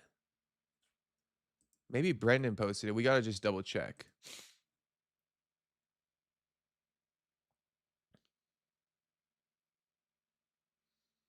No. They deleted it. They deleted it. At least they have fun, but hilarious. Auto in this bitch. Can we shout out Megan O'Leary? She's the type of chick I wish I could marry. The tequila's starting to talk. No, and it's all good that these boys are having fun. But why I'm bringing it up is just because, like, I'm telling you, people will come to OC and they'll start acting different. Like, let me give you an example. Coming to OC, if you're not really from here, it's like getting a bad bitch for your first time. Like, you ever have one of those homies? He gets a bad bitch for his first time and he just starts acting different. You know, that's kind of how Pat and Brendan and Tuco are acting.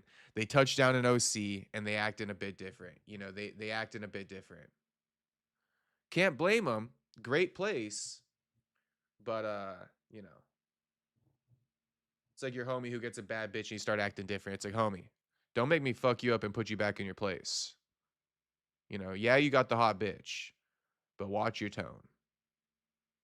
I'm playing a little bit. All right. Let's watch the press conference, though. That was just a little side note. Oh, shit. I think we're going to get banging.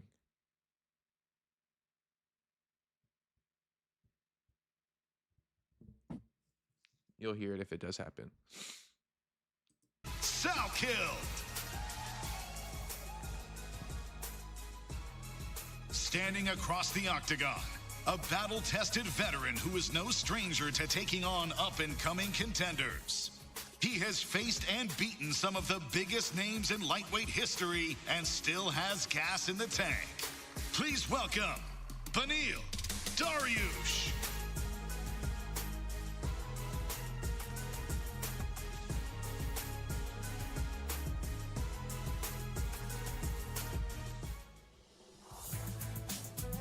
And now, a game of high-stakes chess in the main event. Mystic, you got to come to OC, homie. It's literally, OC's like the new meta, boys. OC's the new meta. Fuck Miami. A lot of people will hype up Florida. Shit. Unless you like a different type of dude, like, you know, I consider myself a different type of dude, but not even on that level of Florida. Like, I got nothing to offer the women in Florida. OC's new meta. OC is the new meta for sure. It's the new flex. You flex that you're from OC. You don't flex that you're from LA. LA fucking trash and dirty as fuck. I was there all day today. Fires in LA. Is that Orange County? Yeah, it's Orange County. It's Orange County. This press conference was so depressing to watch. I know. I know.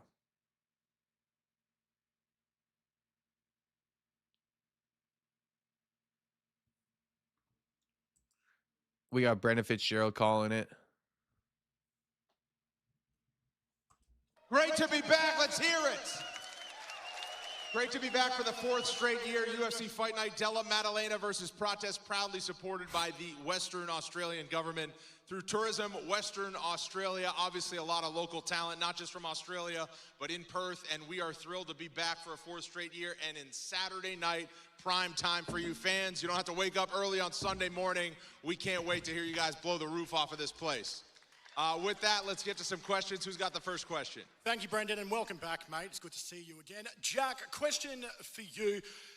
It's a hometown fight week. How's that been for you with the fans and the build-up of performing in front of your hometown? Yeah, it's been incredible just to be able to do the whole camp at home, sleep in my own bed, and then come Saturday night, put on a good show for the hometown. I can't wait. Has there been... Have you felt any sort of added pressure or expectation in order to deliver a fantastic performance in front of your home crowd, or is it still business as usual, get the dub, move on to the next fight? Yeah, well, it's business as usual, but obviously extra pressure, but pressure makes good. Before I even fucking let Jack finish his sentence, it's like these dudes, I'm just going to call you out, but I'm going to give you the constructive criticism. I'll actually give you the game this time around. Homie over here asking, you know, listen to him answering the question for JDM. Performance in front of your home crowd, or is it still business as usual, get the dub, move on to the next fight? Yeah. Answering the question. Homie is asking and answering the fucking question. Now JDM's going to be like, yeah, it's the second part of your answer, the super basic part, the generic part. Listen, homie, ask him the damn question and don't give him a fucking response.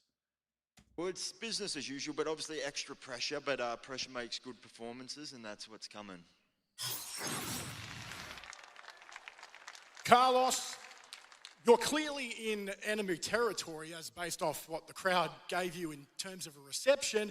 What have you done in order to try drown that out and focus on what you need to do on Saturday night? To be honest, I don't feel like enemy territories, you know, like I said, Australia is my second home. My daughter is Australian, so I'm feeling really good here.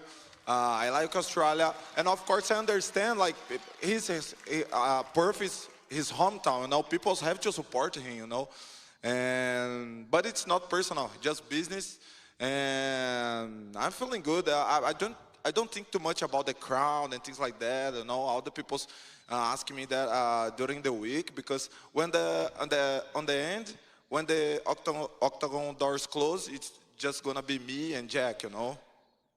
You just spoke about your family being here and your daughter being Australian. How important has it been to have an extended crew and family here with you for this camp?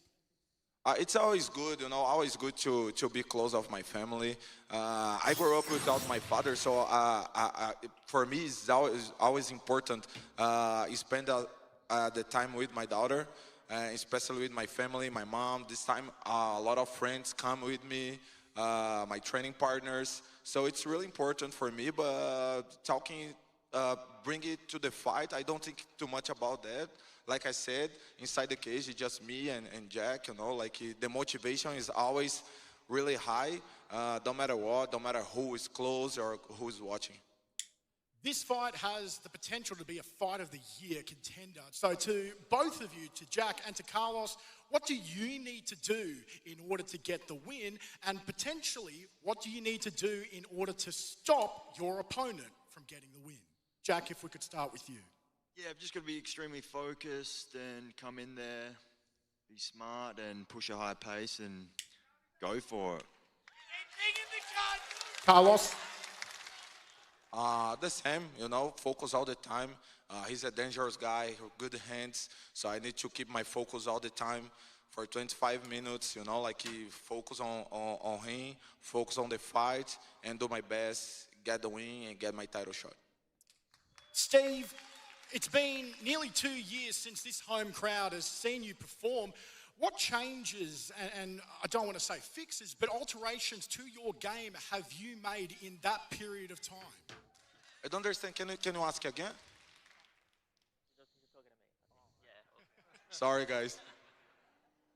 Yeah, I mean, I've just been working on my whole game. Like, there's obviously places I've slipped up and adjustments I've needed to make. Bring the booze on Saturday. Yo, what the fuck?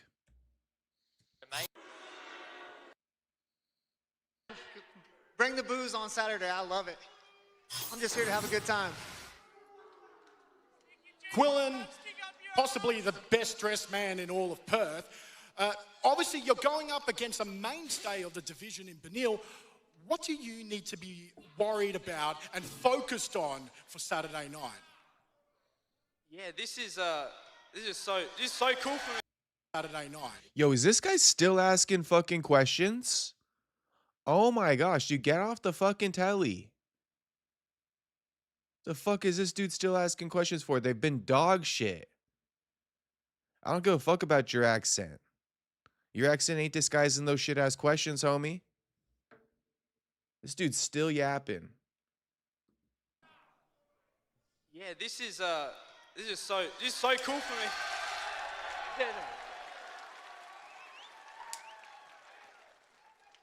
Yeah, I've been envisioning fighting, you know, guys such as Benil for years, and you know, now that we're finally here, I just think this is sick. Like we're at this stage, and yeah, I just got to stay vigilant and not do anything stupid, and yeah, we walk away with the job done. Benil, question for you. Obviously, we've seen Quillen's rise in the UFC just skyrocket. What do you need to be focused on in order to, as you said yesterday, to delay his rise to the top?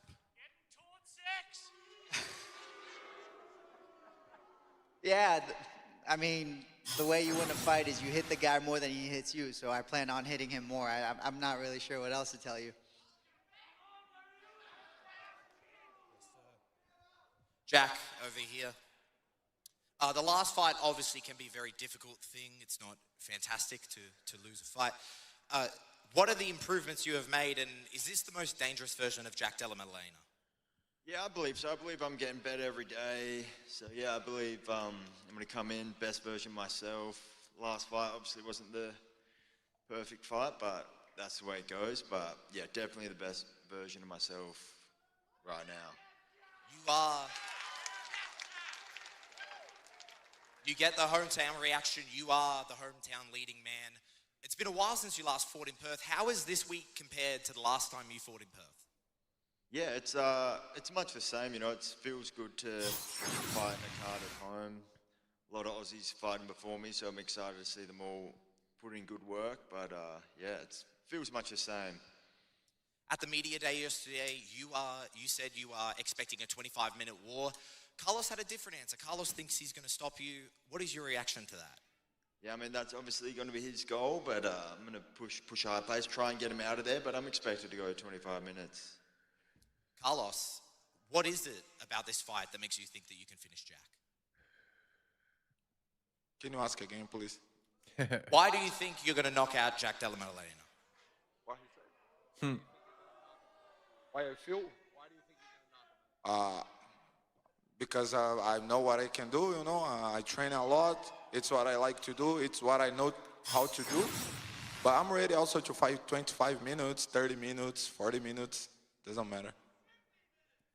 Quillen, you are riding an absolute wave of momentum. You said before, you know, you're going out there to get the job done. You've done absolutely more than that in your previous fights. What is the statement you're trying to put on this weekend? I'm just trying to prove that I belong in the up echelon of the division, and this is my path, and yeah, get to do it in front of my home crowd, and go home 10 minutes away down the road, and yeah, this is it's going to be a sick night. Benil, yesterday at the press conference, you talked about how you think Quillen's a future, but it's your job to delay it. How do you intend on delaying the future? Hitting him. I don't know what else to tell you guys. I'm going to try to hit him as much as I can. Yeah. Come on, guys. Come on. Grow up, guys. Come on. We're all grown-ups here. Don't act like kids, man. Yesterday at the media day, you said you weren't sure if you were going to get booed or not. The crowd's letting you know how they feel. What is your reaction? Like 4 guys, bro. Come on, man. The rest of the crowd is cool, man. Okay, it's 6 guys. My bad. It's 6 people. All right, I got booed. Wow.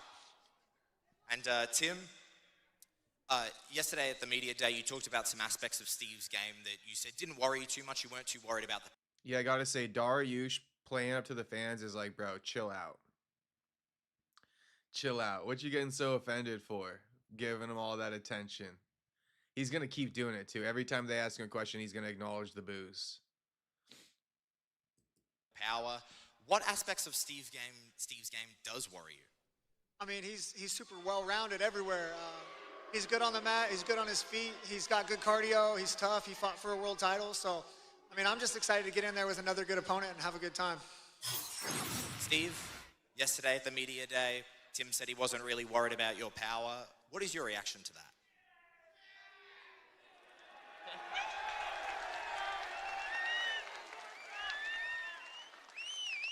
Well, I'm definitely going to have a little bit of extra power now with all the crowd behind me, so that's for sure. But I wouldn't say I'm a big power puncher. Like, I know I've got some knockouts, but I'm more of a technician. So I'm going to look to find his chin. I'm going to look to mix it up, and if I knock him out, I'll knock him out. But it'll come if it comes.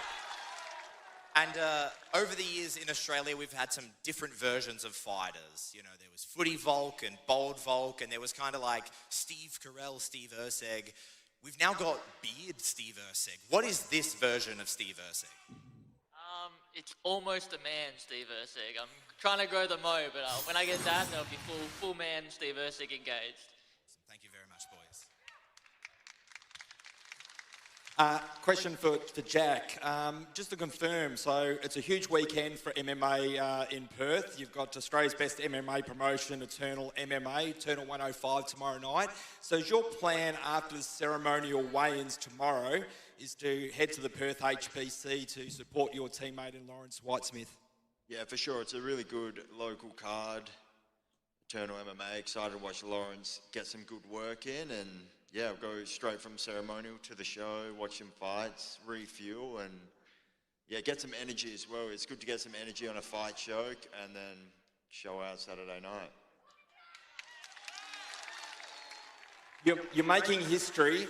This will be the first UFC Perth card in prime time.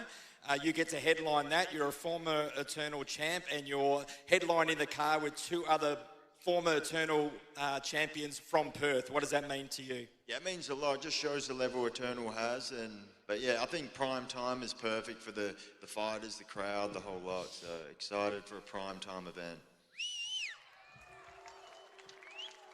Question for Carlos. The atmosphere is a little bit different here at RAC Arena, but yesterday at the open workouts, the atmosphere... Hey, Tyler Betts, I kind of think Tim Elliott's going to beat Urseg. Urseg's going to have a hard time hitting him or something like that. I don't know. That's my thought.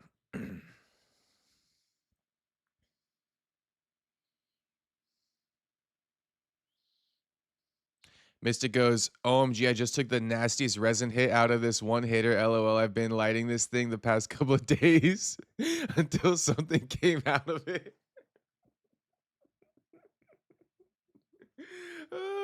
Shout out fucking Mystic, homie. Come on now. We all smoke some resin in our day.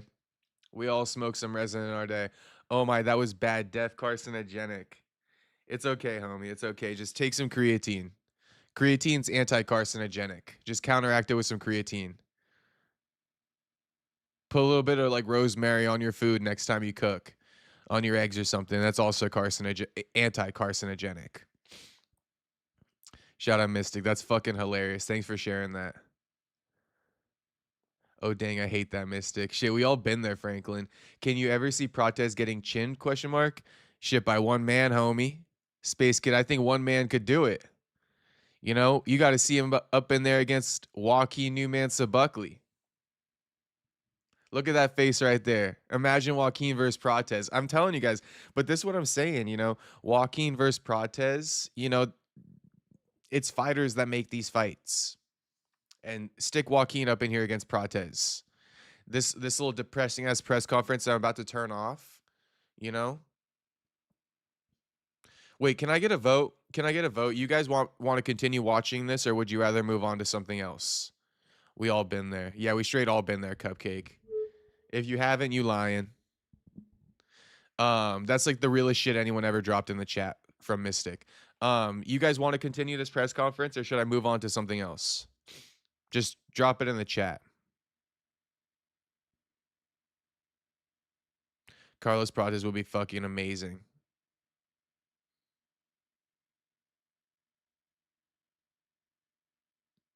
Clint Eastwood says, yeah, Tim's last fight was in Chicago that thought he was homeless. Tim has the worst track history with women, if you guys know.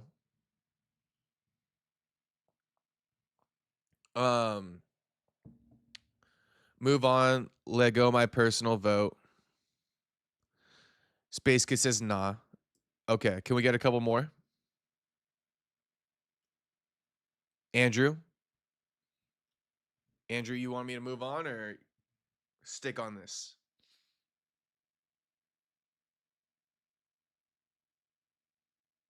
Whatever, clever. All right, let's stick on this for a little bit longer.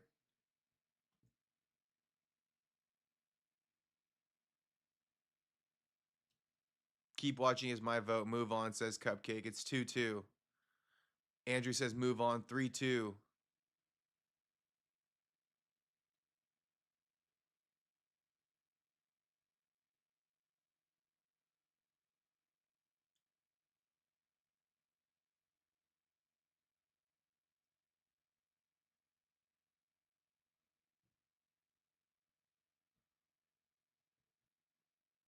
Okay, only 5 more minutes. We'll only do 5 more minutes, and then we'll just skip to the face-offs.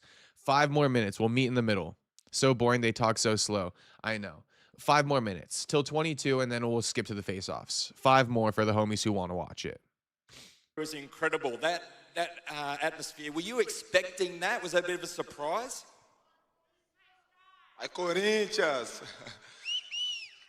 Yeah, you know, Corinthians is the biggest soccer team in the world, bro. So I knew already the guys would come. And I love football. It's my favorite. Soccer is my favorite sport. So I was really happy at the time they come and they was there supporting me. It was really nice.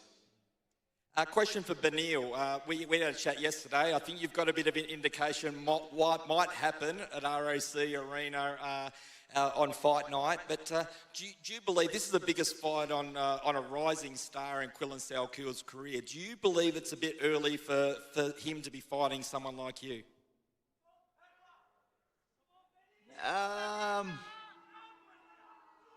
We'll find out Saturday, right? We'll see. I think it's the perfect time for this fight.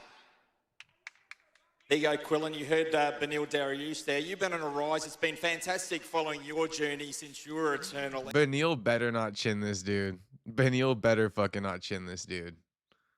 Oh my gosh. MMA champ. You finally get the opportunity. This will be your first UFC card. That is not a numbered event, but you could not pass this opportunity to fight in front of your home crowd. Oh, dream come true. Waiting for this for 8 years now. Went to the first event. Remember sitting up there and thinking how cool would it be to, fight in the same arena. And yeah, now we get to do it. Perfect card as well to do it. Prime time Saturday night. Get to run amok in Northbridge afterwards. I can't wait for that. Fuck yeah. Can't wait. Let's go. Ever since you burst on the scene as well with your performance in the UFC, a lot of products have been coming out. Vex MMA t-shirts, you've got covers of magazines, water. What's the next sponsorship if you, obviously, everything goes well on Saturday night?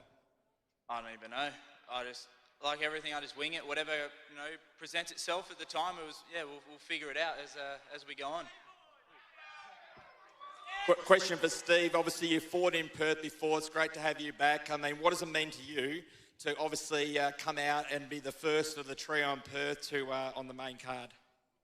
Yeah, I mean, I'm gonna kick it off with in a good way. Get 1-0 and then have 2 and 3 straight after that. It's we all fought in Eternal, all were champions, but I don't think we ever fought on the same card. So this is gonna be kind of cool.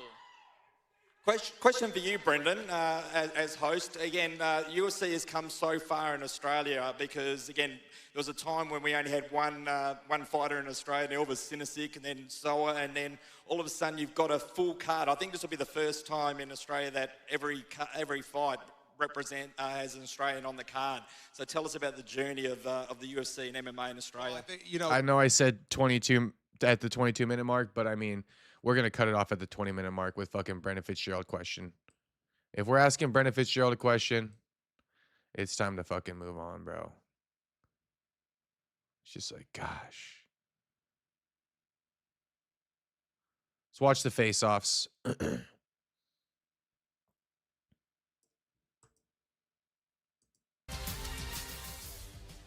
And Clint Eastwood saying Jesus hates Benil is crazy work. Crazy work, considering Benil's one of the biggest, warriors for Jesus in the UFC. But, shout out to Clint. And then Clint said, sent him all the way across Earth for one of his last fights against top contender finisher when other guys like Chiesa and Cub got easy retirement fights. I mean, Clint, you 100%. I mean, shit, homie. That's 100% correct, what you just said there. Tim yawning. This is going to be kind of cool, Urseg. It's like, oh my gosh, yawning, kind of cool. Space Kid says Perry's Church. Yeah, shit. The Church of Perry.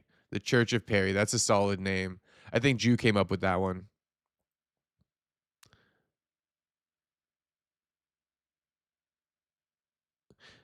Benil, a damn good athlete. What if he has a throwback performance, lands something without getting hit? Maybe. Maybe.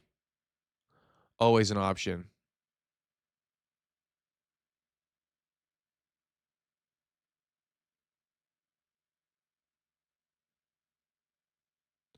And then Mystic says, I wouldn't doubt that because he used to be great, you know, responding to Franklin and me. Never know when that performance is gonna come out, Franklin. Shout out to Jesus too. He loves us all. Shout out to Mystic. Lord forgive him. Lord forgive our man Clint Eastwood. Oh gosh, he's going off again. Jesus was gay. Oh my gosh, Clint. You wildin'. Alright. Face-offs.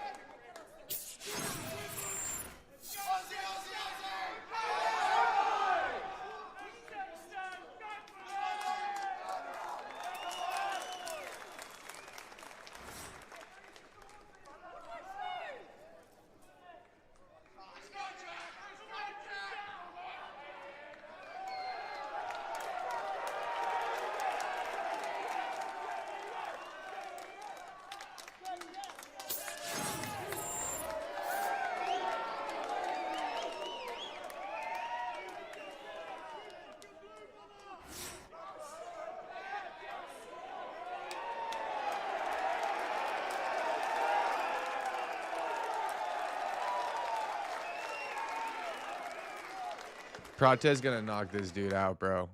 Prates gonna knock this dude out. We all sinners and fall short of the grace of God. I'm not too religious or anything, but better to believe in something than nothing. Plus, it's literally impossible that we are here and alive. Shout out to Mystic. But back to my tequila. Yeah, shout out to Mystic, shout out to Jesus. Okay. Let's take a look at Shavkat's new Prates by KO says Ruby Z. Shout out Ruby Z. Yeah, we rocking with Prates. Shavkat rehabbing his injured leg. Double surgery on the left knee after the Ian Gary fight. RIP to Shavkat. I mean, the state of him is god awful. Let's take a look. Let's take a look. Rehabbing his atrophied knee after back-to-back surgeries. Nasty work, man. Has not fought since December 2024. We in the middle of 2026. You know, May 1st. One. Lever. Chest lever. Chest arm. Okay. Stabil. Медленно. Control first. Control test. Good.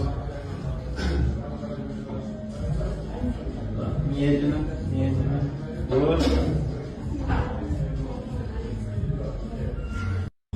Good. That's really bad. That is really bad. You know, it's clearly the left knee. He's got good balance on this one.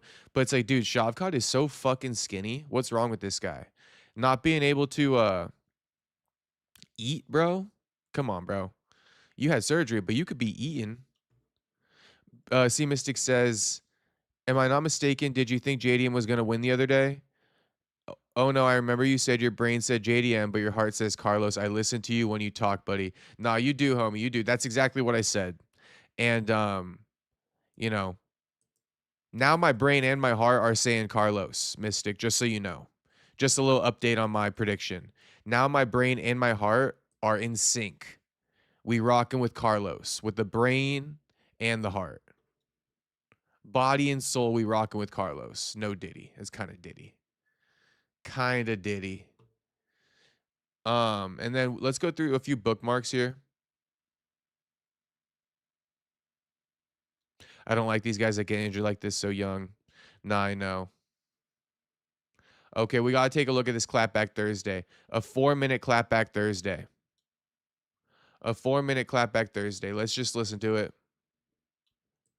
Have not heard this. This is raw.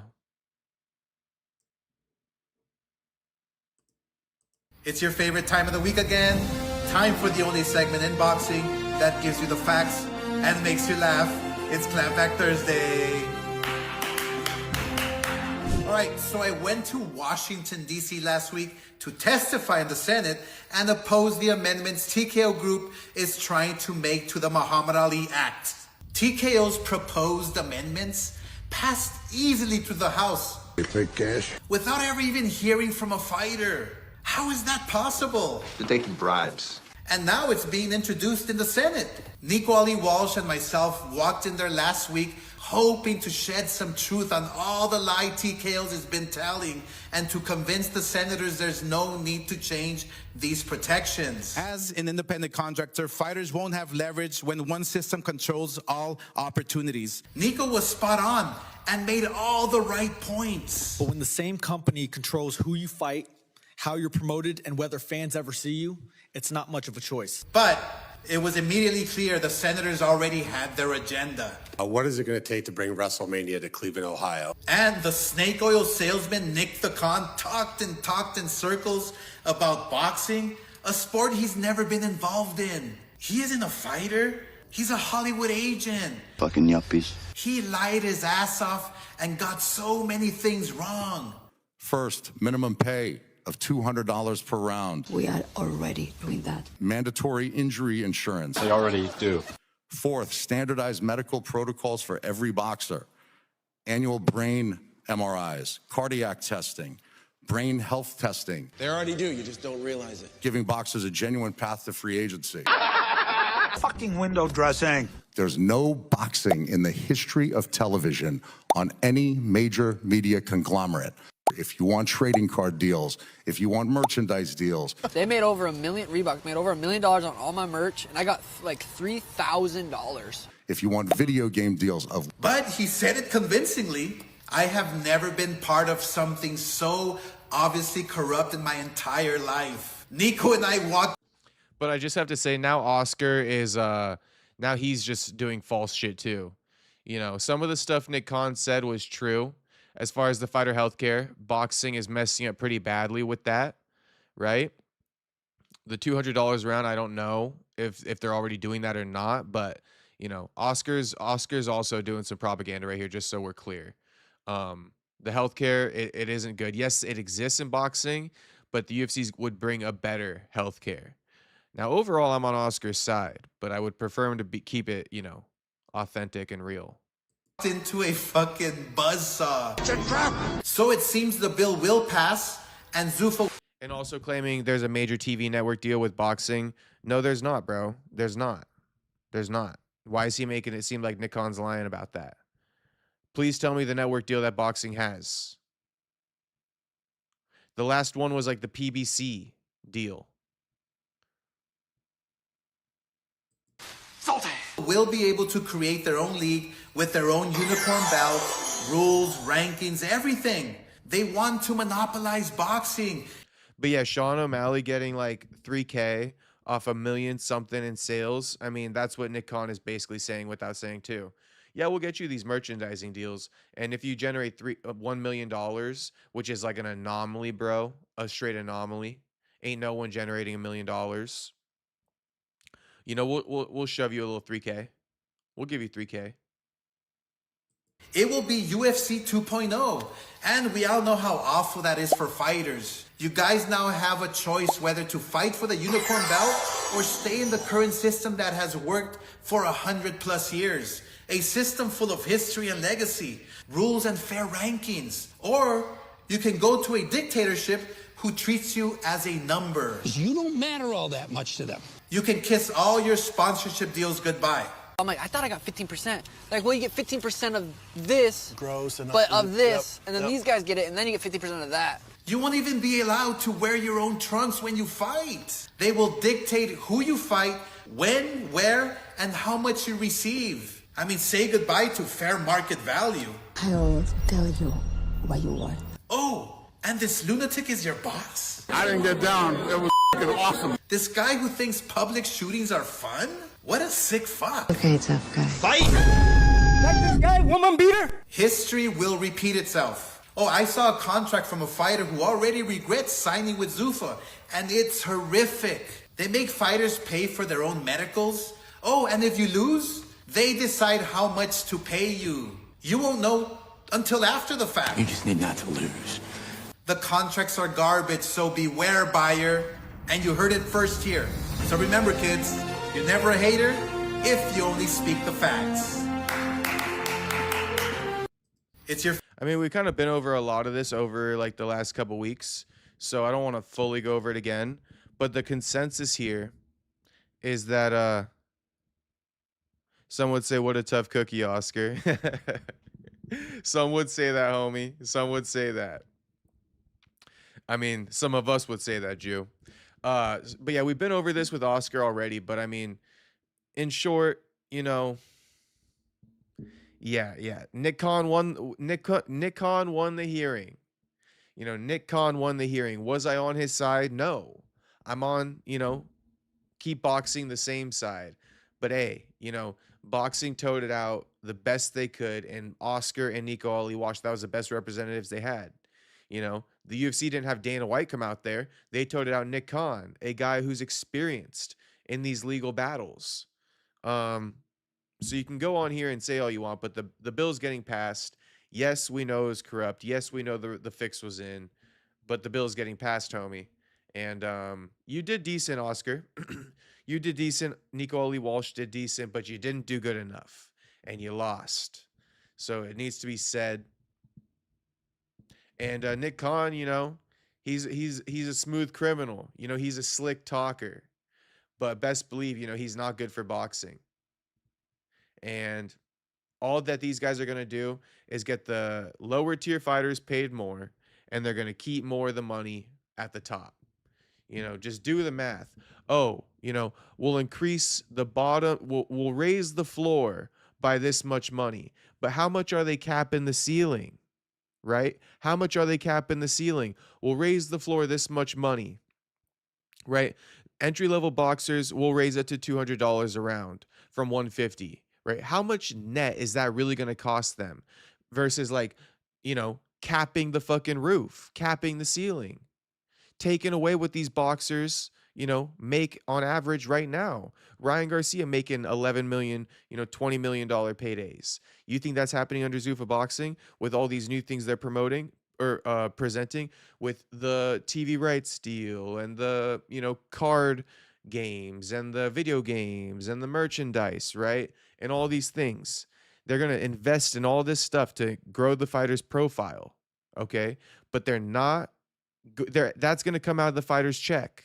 Okay, the 20 million that Ryan Garcia gets, that's going to come out of that to raise his profile. But it's not just to raise Ryan's profile, it's to raise all the fighters' profiles, just like they do in the UFC. We're going to raise all the fighters' profiles collectively, right?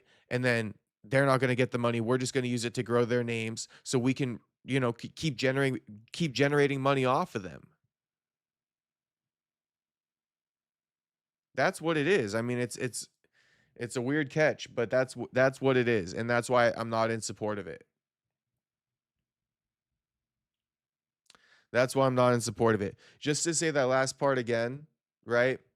You take away money from the fighters in boxing to go ahead, right, and get fighter health care, to get trading cards, to get video games, to get merchandise. You just heard Sean O'Malley say the UFC made $1 million off his merchandise. He got a $3K check in the mail. So that's the type of shit you're getting, right? Whatever it is, $997,000, and then they're going to give you $3K. Now they're going to net $997,000 and give you $3K because they secured the trading card deal, right? With the money they took from you in the first place. Meaning Ryan Garcia no longer getting paid 10 to 20 million, Ryan Garcia getting paid 2 to 3 million, 5 million, you know? So Ryan going to go down to 5 million, give his money to the promoters, get him a trading card deal. Ryan's going to sell $1 million in trading cards. And what's he going to see for that? Three fucking bands, you know, 3 bones, 3 bones. And that is, you know, that once again, is the biggest consensus of it all. You know, we need to go back to the original point. It's not even about Nick Khan being a liar. We need to be able to explain why Nick Khan isn't good for boxing, what he's trying to do, what this means for boxers. Did Oscar say this? Not really. You know, he didn't. And that's why you lost the debate, bro. And that's why the Muhammad Ali Act is going to get amended. And you really should have been on your toes, homie. They caught you slipping. No healthcare for fighters during fight camps, only when they're in the ring. That's how boxing is now, and that's why Nick Khan's able to slide in here, because they got all these leaks that they're not patching up. And Nick Khan is going to take hundreds of millions of dollars to go ahead and add that in. You know, fighter healthcare during the training camp, just not during the fight. Trading card deals, merchandise. That's what it is.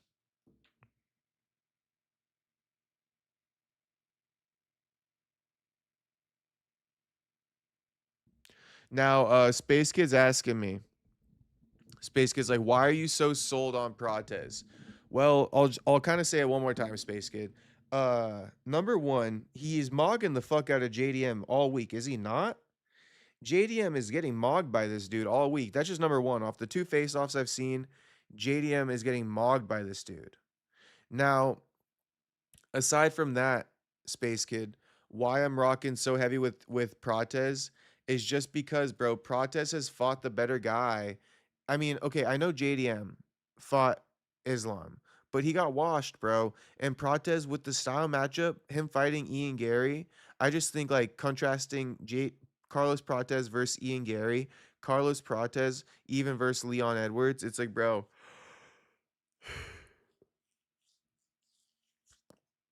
JDM is gonna. I think JDM's like the easiest of his last 3 fights. You know? What, do we just think JDM's better than Leon Edwards? You gotta look at timelines. Would JDM have just starched Leon like that when Carlos followed him?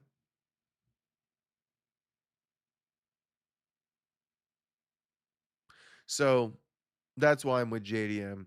You know, him coming off the Ian Gary fight, the Ian Gary loss, then, you know, flatlining Leon Edwards in a knockout of the year candidate. I'm just like, yeah, bro, I think JDM's probably the easiest of his 3. You got to worry about a head kick from fucking Leon, you know, and really, you got to worry about all kinds of stuff from Ian. What you got to worry about with JDM? Leg kicks and punches? JDM has better movement. Prates good everywhere. Yeah. Space Kid says def.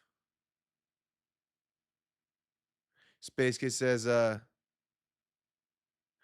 nah, he was mogging, not gonna lie. Okay, shout out to Space Kid. Yeah, he's been mogging the fuck out of him. And then as I was considering the matchup, just the Ian Gary fight is a big one for me. Scratch the Leon Edwards fight, you know?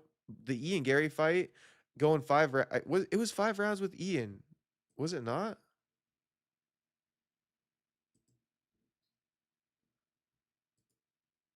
Let me get it right.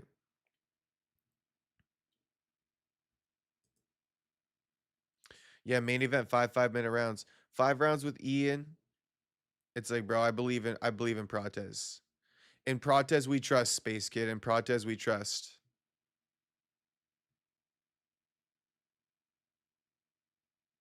Franklin goes, I have my reasons for JDM. I want to be right so bad just off pride alone. Prates dope. Well, Franklin, we'll find out in a few hours. 24 to be exactly. Clint says Devin's little brother said God told him Ryan was going to pop 11 days before any news came out. Ryan tested positive. I've then changed his story to he had a dream instead of God telling him on a prayer. I remember that. Prates so wiry strong though. That is true. Prates is a wiry motherfucker.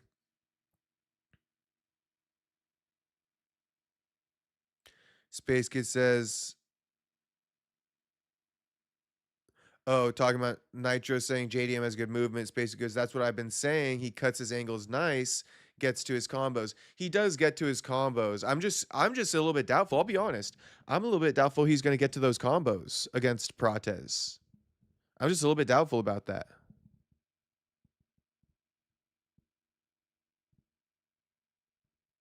Yeah, it was 5 rounds. Okay.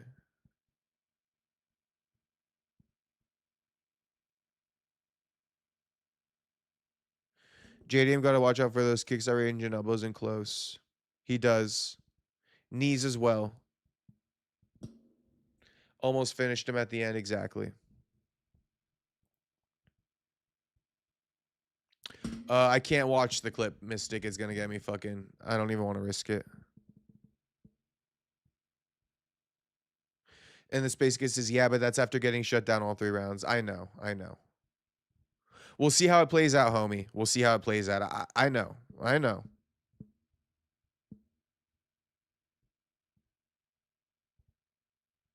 JDM via head movement and high guard. Hopefully Carlos has the gas tank for it. I'm excited though, man. I'm fucking excited for this fight. See, this is the good conversation we've been missing.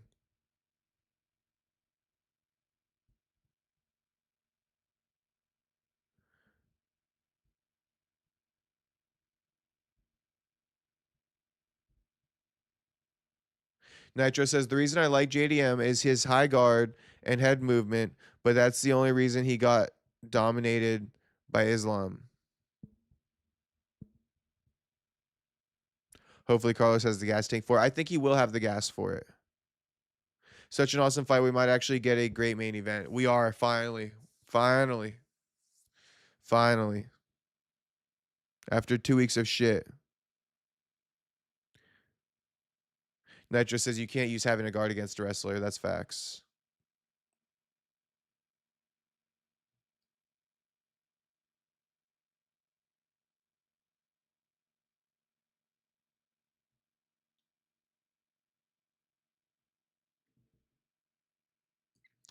Okay, I'm getting a bit tired. I can't lie. I'm getting a bit tired. Energy sapping.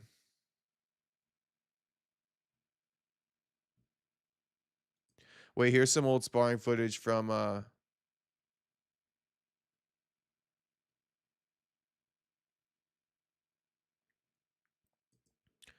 David and Zerto. I imagine David's is, which one's David?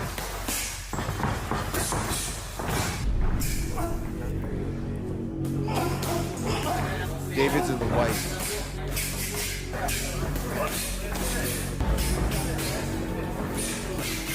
David combination, pop, pop, pop, pop, shoot, combination, pop, pop, pop, pop, and it just keeps going back and forth, you know, and you're entertained the whole time.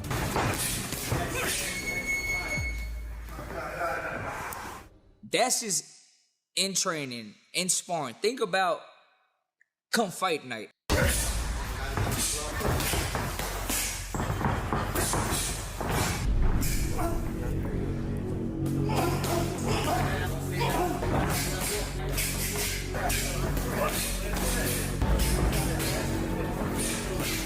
David combination, pop, pop, pop, pop, shoot, combination, pop, pop, pop, pop, and it just keeps going back and forth, you know, and you're entertained the whole time.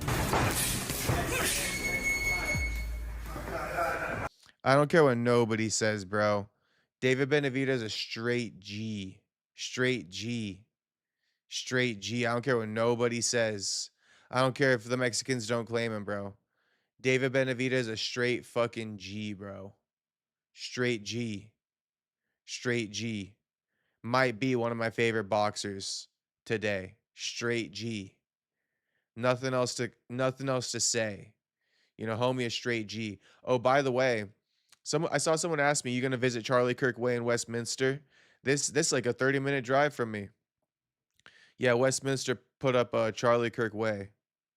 Super interesting, just because of like Westminster is like the last city I would have thought that put up this sign. Westminster is like a Vietnamese city primarily. Savage. I like David. Yeah, David a fucking beast, bro. Straight G. Nitro says G.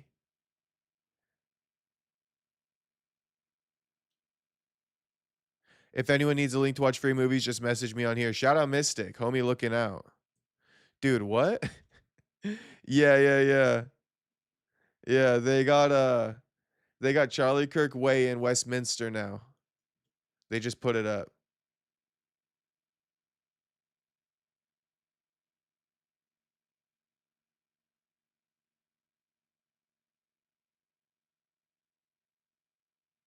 All American Way, I guess, turned into Charlie Kirk Way. I got no clue.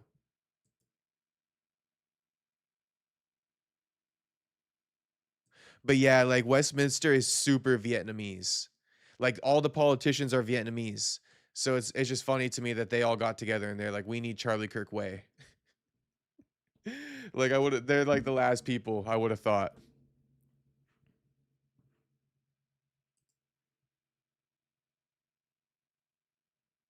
Let's check out the UFC trailer, shall we?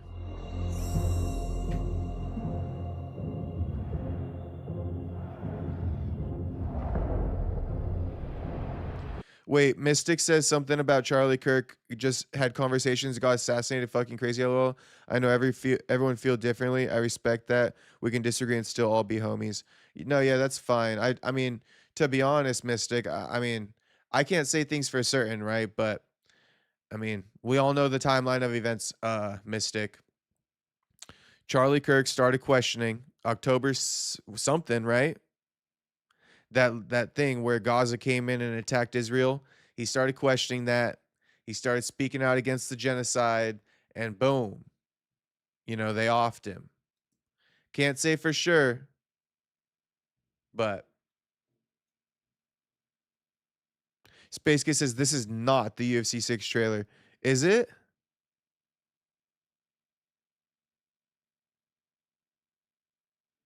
Really?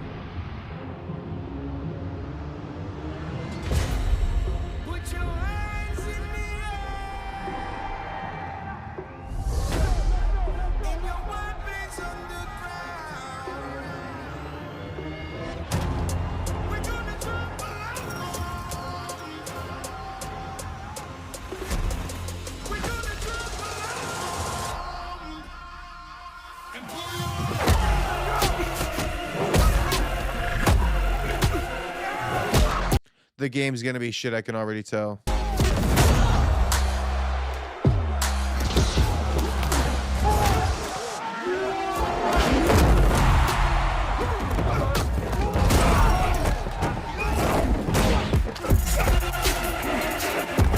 Ass. This is UFC 5, what the fuck? Yeah, it's ass, bro. I'm just turning it off. Clint says, why do you always go on so late? I'm a night owl, homie. I'm a late bird, man. I'm a night owl. I'm a late bird. The day just getting started, homie. The day just getting started. Well, actually, not really. But my day starts around like 5 p.m. Because Perry always on one, Clint. Yeah, homie. I'm always on one. We on them late night benders always, homie. Yeah, Mystic. Just hop in the Discord or whatever. The fact that you removed yourself from it is like, bro, how could you? Now you got to rejoin. Otto says, I don't like the dude, but he didn't deserve to die in front of his family. No, absolutely not. I know he had a lot of polarizing opinions, though. Oh, Nitro says, react to DDP versus Usman leaks, and how do you think that fight goes? DDP versus Usman, huh? I think DDP's so awkward, he takes it against Usman. DDP awkward as hell, he would take it against Usman, in my opinion. Who leaked that, by the way, Nitro? Ruben Carter again? The menace to society? I think if it's a 5-rounder, DDP by TKO. Yeah, honestly, I think DDP by whatever he wants, Nitro. I think he could wrestle Kamaru too. I think he awkward enough to wrestle Kamaru too. DDP would just find the win. Actually, I think DDP might have a hard time on the feet with Kamaru, surprisingly enough, if I'm just like envisioning it. Mystic says he's 30 minutes away from me, Perry. Kirk and Fuentes, LOL. Yeah, shout out Nick Fuentes. WMMA is the hype. Oh, WMMA to hype this? Yeah, retarded. Can someone drop the Discord for me in space? That's from the last one, says Jew. Okay. These guys are trolling then. This dude got 619K views off the old one. Off the old one. That's not you. That's not 6. That's 5. Came out a year ago. What do the comments say?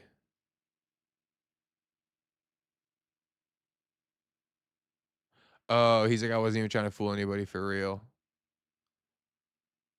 No, honestly, this is the game to get Fight Night Undisputed boxing. The world would be a better place without you. Oh, shit. Yeah, I got. Damn, I feel like Joe Rogan. Early bird gets the nookie. Was that post satire? Yeah. Fucking Reuben Carter.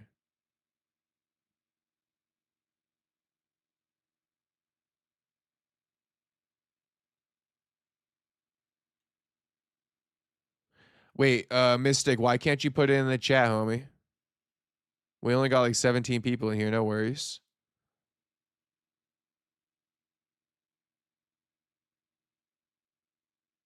There's no motion in WMA. There's 0. How can you have no motion and be in the UFC? It's a damn shame.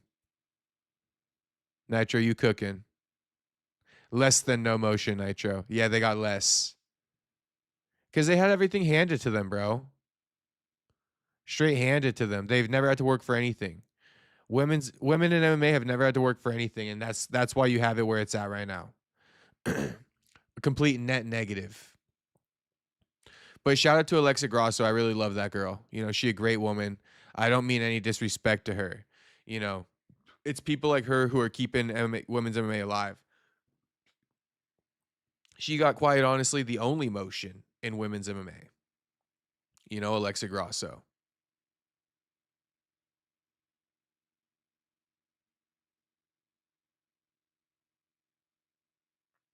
Mystic, did you drop the link in the chat or what?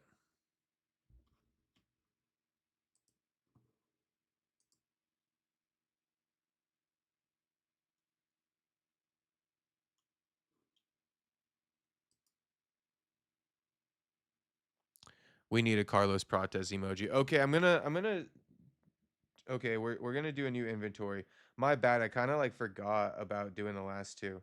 Carlos Prates.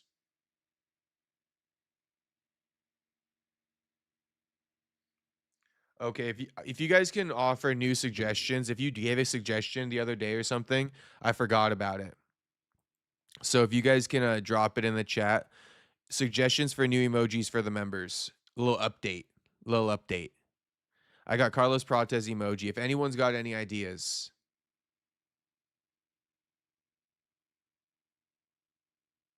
Perry, seems my comments are always delayed, so fucking.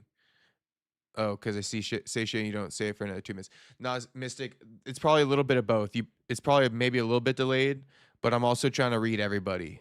I'm trying to read everybody's. So sometimes I'll be scrolling up and down. Enjoy space, my brother. My boy Perry trying to get them free movies. I am, and I didn't see the link, space. Maybe if I go live chat, I can see the link.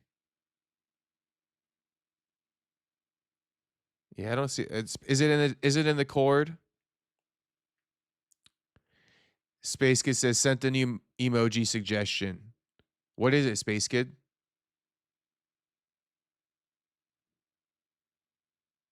Let me know what the new emoji suggestion is. I'm writing it down.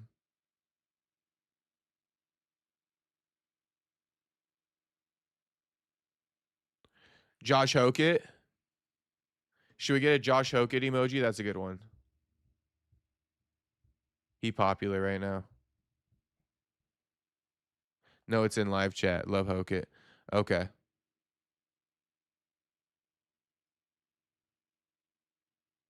There's a new MJ movie, Space Kid. You said you're trying to see the new MJ movie?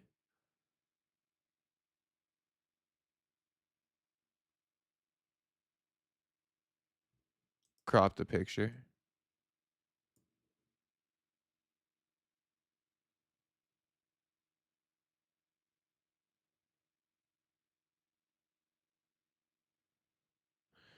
Blaze trained literally 20 minutes from me, and that fight with him was crazy. It was. Is it in there, though? I wonder if it showed up or they just ripped it. Yeah.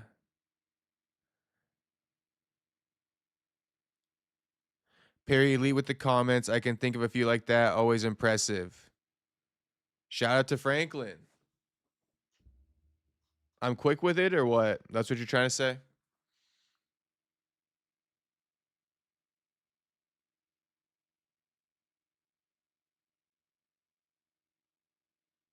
Frozen chicken nuggets. Yo, is it funny that I fucking will get chicken tenders from like the randomest places? Like I feel like we should normalize, you know, ordering chicken tenders at restaurants as men. As grown men. As grown men, I think it's totally fine to order chicken tenders at a restaurant. Chicken tenders and fries, ranch and ketchup, I mean barbecue sauce. You literally can't go wrong. Yeah, Mystic, you can't drop a link because you're not a mod. So let me make you a mod real quick. I don't know if you want to be a mod forever, but Mystic, drop the link now. Drop the link now.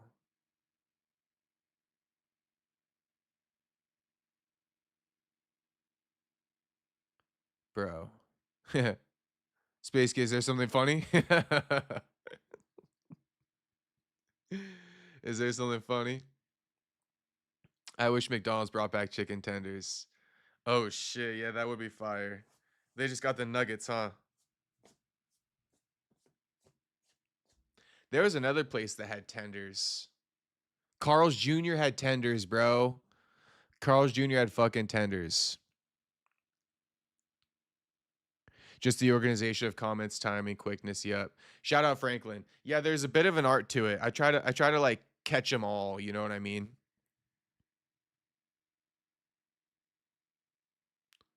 Like sometimes, you know, Franklin will say something, then there's like two more chats, and then there's Franklin. So I'll read Franklin's out first, you know, the top and the bottom, then I'll catch up. You know the deal. Russian link or what?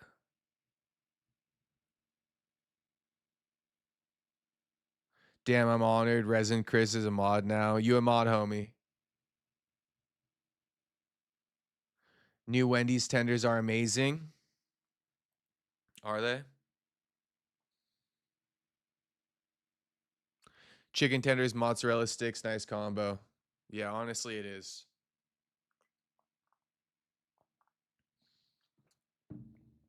Chicken tenders, fish and chips. You know what I had today? I had a chicken Caesar salad wrap for the first time. Shit, boys. I mean, you got to run that chicken Caesar salad wrap. If you want to know, if we can just talk about some random shit. Chicken Caesar salad wrap is a top tier food.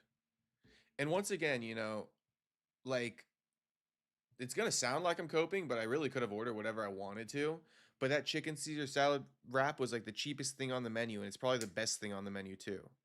Like people always be like, "Oh, why ordered that? It's only $13." Like, bro, it's the best thing on the fucking menu. You order something more expensive then. Don't tell me to order based off expense. You know? That's why it's like, shit, I'll get chicken tenders if I want to. Don't tell me what to do. Eddie would feel that way?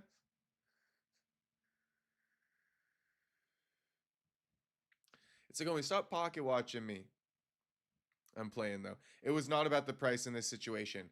But I have been in situations where people are like, bro, it's like the cheapest thing on the menu. It's like, so what?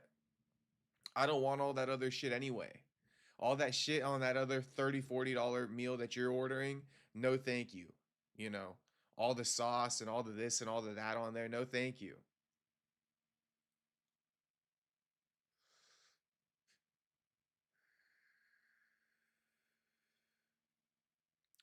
You know, let me get a chicken club. Call it a day.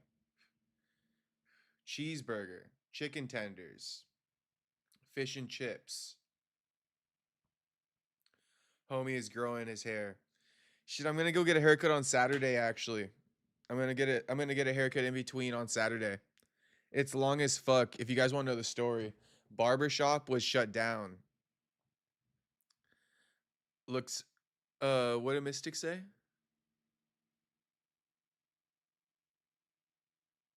Oh, Space Kid's on the website. Not about my hair though. I went to go get a haircut last weekend, but the barbershop was shut down. And then I called my barber today and I'm like, yo, the barbershop's back open, you working? And he's like, no, I won't be back till Saturday. But go in anyway. And I'm like, nah. I'll wait till Saturday, homie. I'm chilling. And then he's like, all right, bet. So I'm gonna go in on Saturday. Nitro goes, no, grow it. I think I'm gonna grow it. I'm just gonna have him clean up the sides, you know, like the hair around the ears and shit like that. I'm gonna have him clean that up. But I'm gonna tell him pretty much leave the top. I'm gonna tell him leave the top. It's finally long enough to where it's like not so poofy.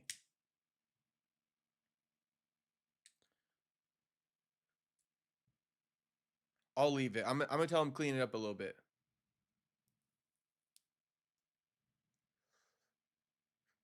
You ever bid to the Del? What's the Del Taco? Del Taco. Oh, the deli. Yeah, we got a little deli around here. I like deli. I told you, Space Guy, I'm a big sandwich guy. So I fuck with delis, yeah. Yeah, if I see a deli, I'm like, oh yeah, let's go run the deli. For sure.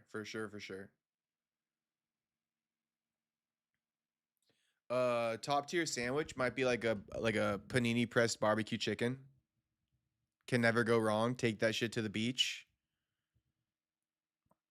Turkey avocado.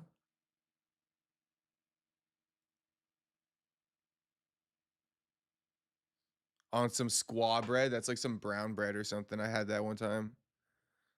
Is it crazy? I've never got my hair cut by a man before. It is kind of crazy, Mystic, but not that crazy. Read the deli. Yeah. Yep. We fuck with delis. There's like a deli up the street. It's like a wine and spirits place, but they also sell sandwiches. It's pretty fire.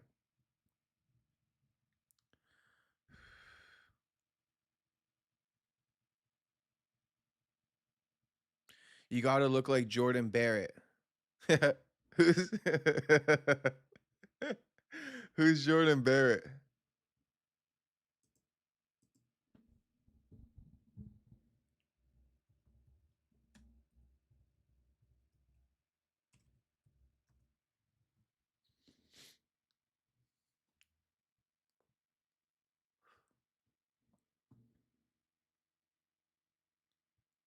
Franklin, crazy you say that.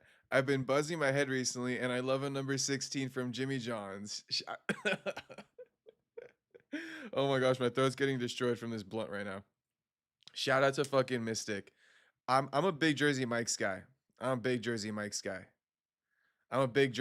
club sub guy. Make that shit Mike's way while you're at it. You know? I'll take that shit Mike's way. Also, the Philly cheesesteak. Big Philly cheesesteak guy.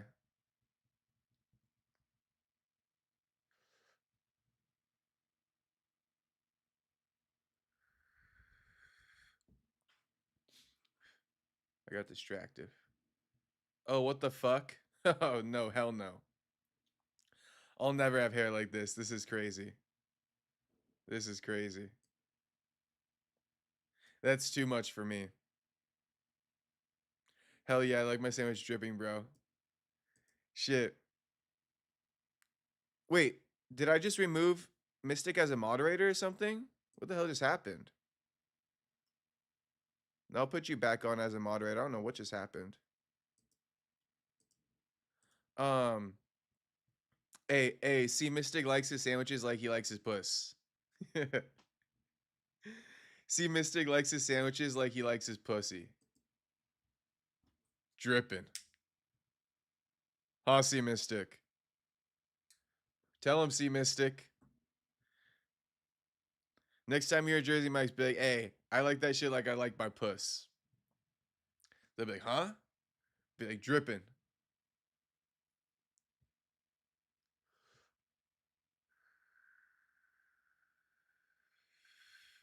Not this. This is too long.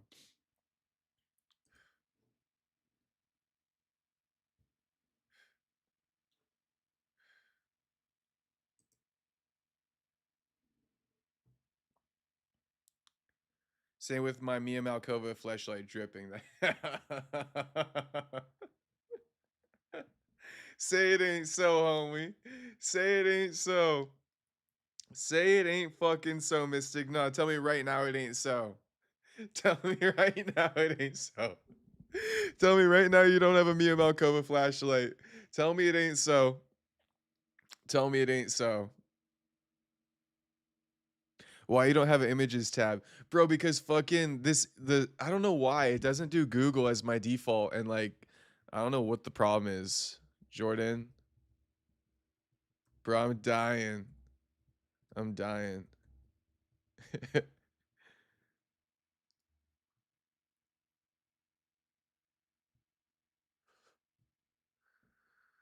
Oh, this is kind of nice.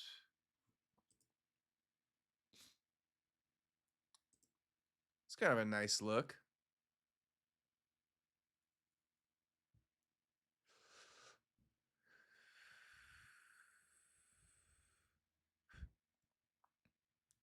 I don't, but I do got a rubber ass sitting across the room allegedly. Oh my god. I've seen those. I know exactly what you're talking about, Mystic. That's insane. That's insane. Not insane. Good for you, homie. I ain't judging. I just love to hear a wild story like that. 1 second.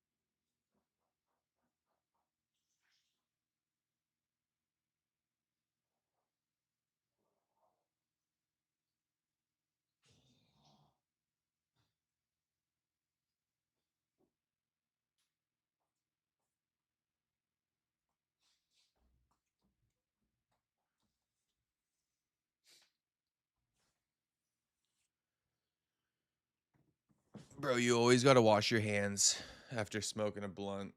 Any update on the gym guy? Great question. No updates. Just the fact that I just avoid him like the plague. I saw him at the gym today. And we were on the same timing as far as like the sauna and shit, but I just skipped the sauna. No real update on him, just aside from the fact that I avoid him like the plague. And yeah, just like fuck that guy. Fucking so funny. It's so funny that I don't like him. But it's like whatever, bro. It's my decision. Leave me the fuck alone. What is the gym guy story? LOL, says Mystic. We've told this story.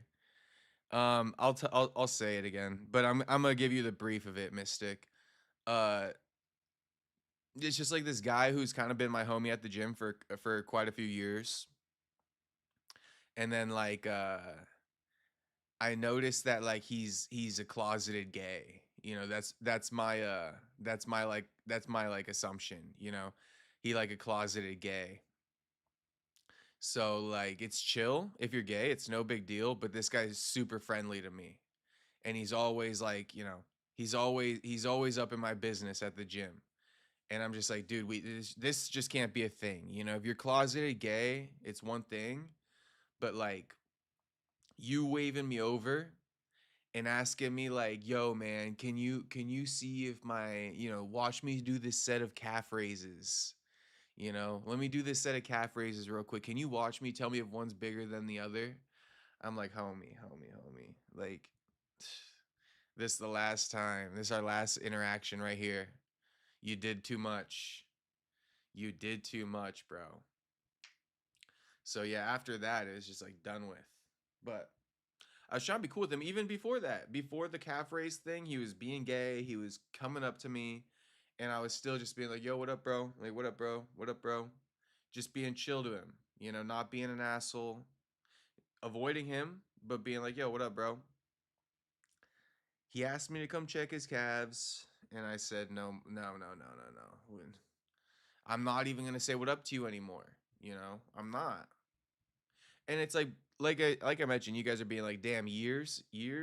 It's like, yeah, bro, years. I've known this guy, and he never pulled no goofy ass shit like he has in the past 3 months. Ever since I noticed he was gay, so he never asked me to check his calves for all those years. Okay, call this crazy, right? He never asked me to check his calves for all those years. All those years. I start suspecting he's fucking gay, and like a month or two later, he asked me to check his damn calves. I mean, bro,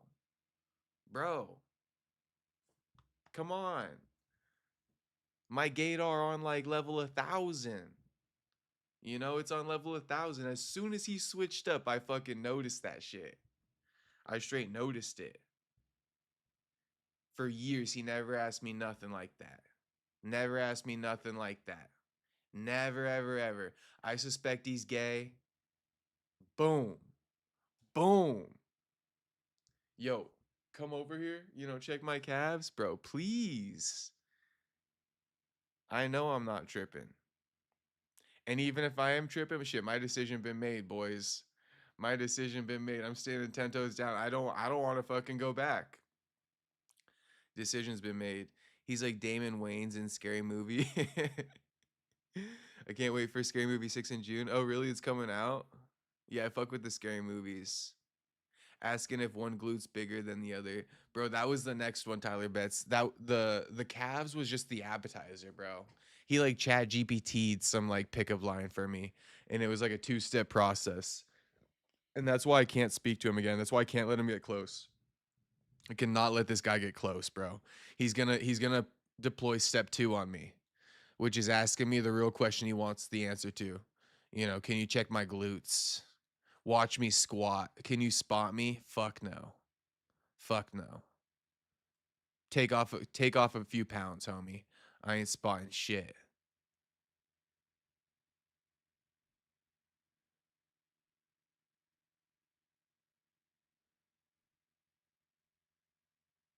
Oh, Nitro says, Perry, rate your neighbor's looks out of 10. I think I saw Tyler Betts say, I think he said 2. Bro, like negative fucking 4. Negative fucking 4, bro. She's so ugly, it's not even funny. She's so ugly, it's not even funny.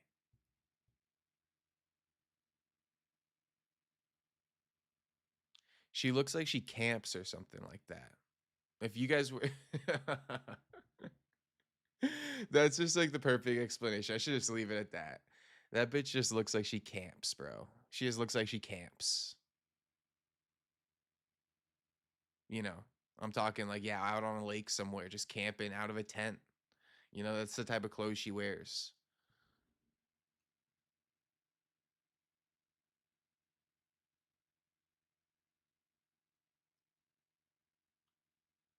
Does he have to take your gym clothes home and wash them for you? No, because I don't speak to him at all. Run, homie, that's Dahmer. I know. Andrew Nance says, switch gyms now. Nah, I feel you. It's like, bro, my gym is so convenient, though. It's like the best gym in the area. It's hard to, like, go to a different one. 24 hours, biggest gym, best bang for the buck, Everyone dying. Get the fuck away from me. It's like, bro, you cannot get close. Tyler Betts goes, all those years and only one gay thing recently. You 100% sure, bro? 100% sure. 100,000% sure, Tyler. 100,000%. 100,000%. You know, there were some signs in the past, like I told you, how he even got my fucking number in the first place. I didn't even know the guy. You know, he just found out I was on deck for my homie, and then got my number from my homie and hit me up for a sack. You know, for some kush one time. One time, never hit me up again. What was your initial reaction to the calf question? A death stare, Space Kid. A death stare. He said, "Can you check my calves?" And I just looked at him, and I said, "Huh?" Just a dead stare. I can't even redo it, you know. But I just looked at him, dead stare. I said, "Huh?" And he's like, "You could check my calves," and I'm like, "Yeah, go." And then he did it, and I looked down. He did it, and I looked down, and then he like gets done with it, and I'm like, "The right one." And then he's like, "Really? Really? What?" And I'm like, "It just looks smaller. It looks leaner." And he's like, "Really?" And I'm like, "Yeah, man, have a good workout." And I walked away. That's what happened. And just like, never again. I'm disgusted by you. Just like, bro, get a clue. When someone wants you to leave them alone, leave them the fuck alone. It would have been chill. I would have got over it, you know? But you didn't want to leave me the fuck alone.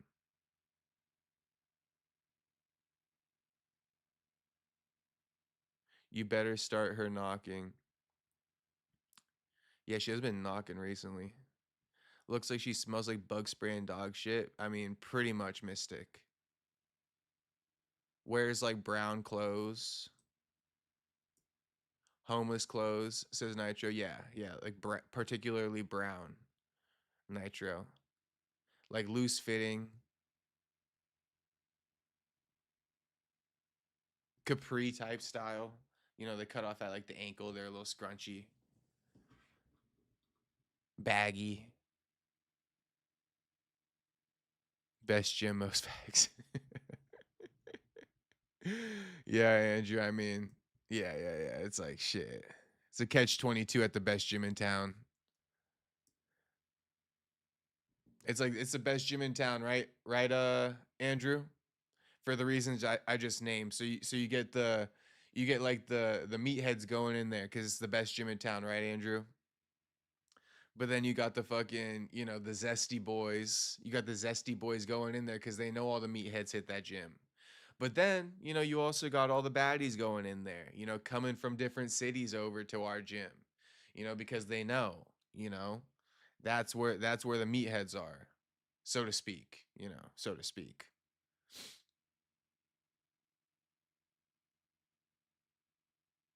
So it's like, you know, you got the meatheads, you got the baddies, and then you got, you know, you got the zesty boys. You got you got them fucking all over there.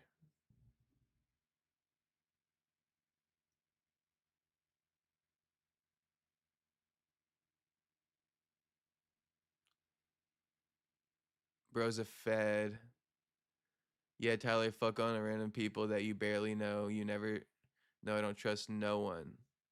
Yeah, bro. Dester Hod, dang, I'm not quite able to get to that level. I just play it off, move on, avoid. But it's like Franklin, it's like, dude, this guy keeps calling, not keeps, but it's like, bro, the forcedness, you know, he was just forcing it. I just couldn't help myself. It had to be done. Really not a mean guy, you know?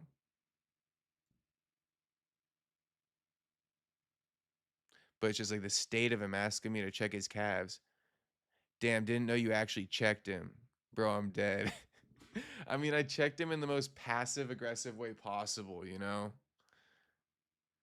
But that's like, how do you come back from that, bro? Like, if you think that's a checking, right, Space Kid, then he definitely feels like I checked him. So, you know, it's like, yeah, I don't want to come back from that. You know, we're done. We're done. You asked me something crazy. Sexual harassed at the gym, crazy. No, I mean, Andrew, I'm gonna have to file a complaint, you know?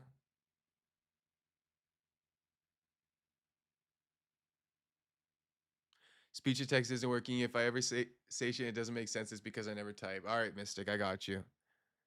Is there heavy bags at your gym? Yeah, Tyler Betts, there's heavy bags. So, you know, we got the boxers coming in there too. We got the boxers coming into the gym.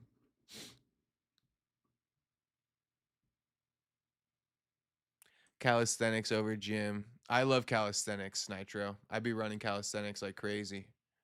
More often than the gym sometimes. I just run calisthenics at the gym. I'll be running lots of pull-ups and shit. Lots of tricep dips. You know the deal. Sit-ups even. I run a lot of the sit-ups. On that decline machine. Lots of sit-ups. Be firing off some combos, making eye contact with him. Oh, that's a good idea, Tyler. Just start like popping off on the heavy bag.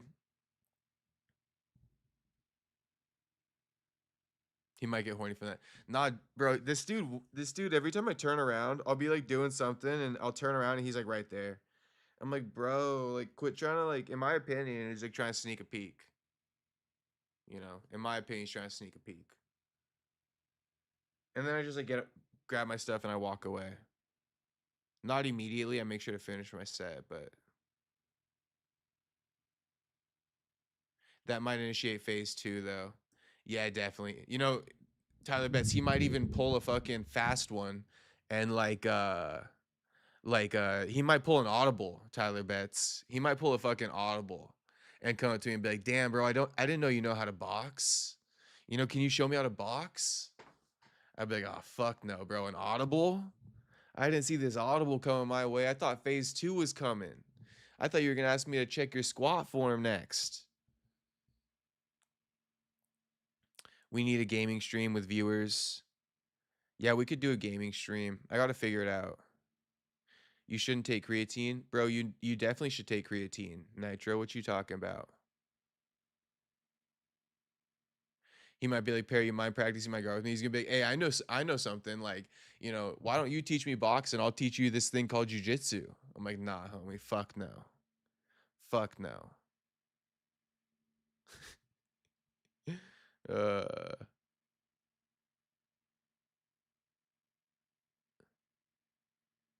isn't the weirdest thing isn't the weirdest feeling when a gay guy hits on you because you finally feel like a woman. I have been through that. You know what? I've never actually put it in that perspective, Mystic, where it's like I feel like a woman. But I mean, I guess that is kind of how women feel, huh? Like a guy sitting behind him, and then it's like, he's checking me out. Like that's kind of annoying. But I would say that like here's what I would say. You know, and this is the funny thing about women, and maybe this will help you guys out too with like who to kind of hit on, right? It's not always about like if you think she's hot, right? That's one thing. That's one thing if you think she's hot. But that's where you're mistaken, bro. I mean, you should really be, and sometimes you're gonna be wrong, but you should be hitting on the girls that you think find you attractive. Because I'm gonna say this right now, you know, and if you hit on a girl and she doesn't find you attractive, you're a creep. If you hit on a girl and she finds you attractive, you just got game. You know, you raised her up. You the opposite of a creep. It doesn't even have to be hit on a girl. You know, if you get caught looking at her, right, from across the gym or something, and she thinks you cute, it's gonna be like, "Oh, you know, he likes me. Hopefully he comes up to me and talks to me, asks me for my number." But if you like again, if she doesn't want you, she think you ugly, and you make eye contact, she's gonna be, "Oh, this fucking creep just looked at me from across the gym." So women, you know, if they're attracted to you, in simple terms, if they're attracted to you, you know, you got Riz, hope he comes up to talk to me. If they're not attracted to you, oh, he's a creep. He's looking at me. He's a creep. So just keep that in mind. Like your best bet is hitting on chicks that like you think, you know, it's the feeling's mutual. Don't be going to a girl out of your league necessarily. You could also, you know, you could also switch that bitch, but I'm just saying, you know, if you want to take high percentage shots, that's what it's about, right? It's about taking high percentage shots. Not being like, "Oh, you know, I'm not afraid of taking an L. I'll just get rejected by anybody." I mean, you can do that, but I mean, you're better off taking high percentage shots, right? More bang for your buck. We're talking like, you know, 5 to 7 conversions out of 10 versus, you know, 3 to 4 out of 20. So, food for thought, food for thought, food for thought. Ask her to check my calf symmetry. Yeah, it's like, please don't do that. Please don't do that. Don't do no tool shit. Don't do no tool shit. Space Kid says, not gonna lie, I beat Sharky. I went 3 for 3 yesterday night. Damn, shout out to Space Kid. That's good work, homie. That's good work. 3 for 3, good work. 3 for 3, good work. That's exactly what I'm talking about, Space Kid. That's exactly what I'm talking about. 3 for 3, I mean, come on. Perfect, what, Wednesday? Where the fuck were you getting these numbers at, Space Kid? Don't tell me it was at Walmart. Don't tell me Walmart. I'm gonna lose my shit. High percentage back shots. Yeah, high percentage shots only. You know, and then the back shot's just guaranteed, Mystic. You make your high percentage shot, back shots are coming. You know, guaranteed. Asking a check Kaz funniest thing of the day. Yeah, it's crazy. Absolutely crazy. 57% of you guys think JDM is gonna win. That's also crazy.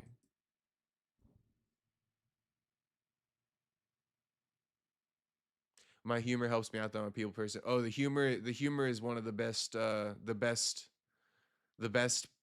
know, tactics to be on. It's an unpatched method, Mystic. Your humor will get you a girl who's like that thing I was talking about where if she thinks you're a creep, if you're funny enough to play off of that, then I mean, homie, you got better game than me. That's what I would say. If you funny enough to play off of that, you got better game than me. I guess I could work on that, but it's like shit. I'll just keep taking high percentage shots my way.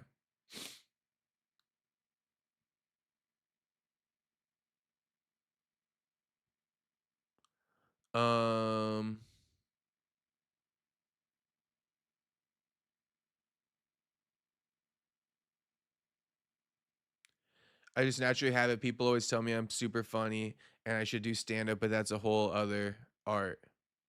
No, but that's solid. That's solid, Mystic. You got the unpatched method, like I said. The unpatched method is humor. You know, I've been seeing some dudes too. It seems like an unpatched method is like these magician dudes on like TikTok and shit. Well, not TikTok. I see it on IG. But these fucking magician dudes on IG, they'll like go up to a hot ass chick, show her a magic trick, and then they'll be like, "All right, can I get your number?" And it like works every time. Being a magician and a comedian is like an unpatched method. Not facts. Being social deaf works nowadays because nobody is. Very true. Very true. Very true. And speaking of that part, you know, it's about how you present yourself. You know, I might have said this before, but it's like, boys, you know, do yourself a favor and do not present yourself all fucking nervous and shy. You know, be excited, you know, have some energy to you. You know, be happy when you go and approach a woman. All right. They're gonna pick up on that.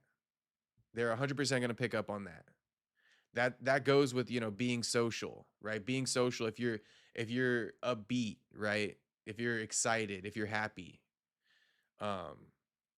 energetic, people are gonna be, oh, they're good in social conversations. If you're super shy and nervous, yeah, you still might get the number, but I mean, homie, she can be comparing you to all the other outgoing guys out there, and you don't want that. You want to be grouped in with the rest of the outgoing guys. Because as we just found out, you know, that's new meta. That's top tier. You know, you got to be outgoing. Now, there's levels to being outgoing, but you got to be like bare bones. You got to at least be bare bones outgoing, you know? That ain't too hard. I just explained it. That didn't even entail any jokes. That's just about your demeanor. Now, if you mystic, you mix a couple jokes up in there, well then shit. Now we really cooking.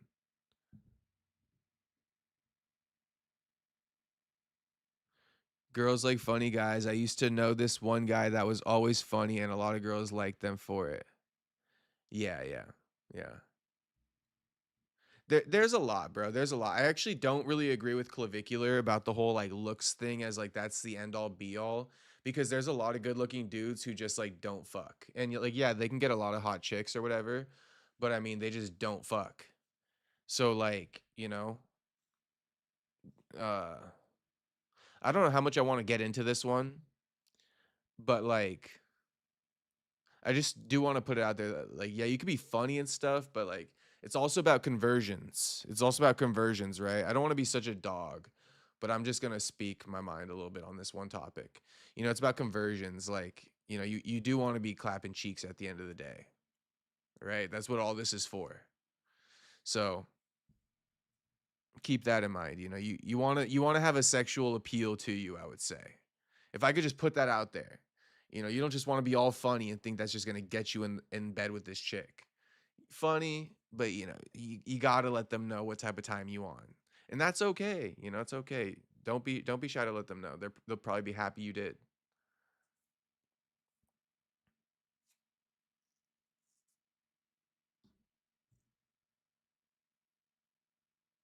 I'm sounding like the Galen Nubba Mystic with the levels. No, it's okay. We can respect game. Check my Cavs, Frank. Uh Jesus Christ, Nitro. Actually, I post real women's pictures in trans subreddits and on 4chan. You're insane. Just to see them take themselves out. Oh my gosh, bro. Nitro, what the hell do you want me to say to that? I have ADHD, so I'm always too much. People know me as that guy, LOL. Shit, I love it. I love it, Mystic. I love it.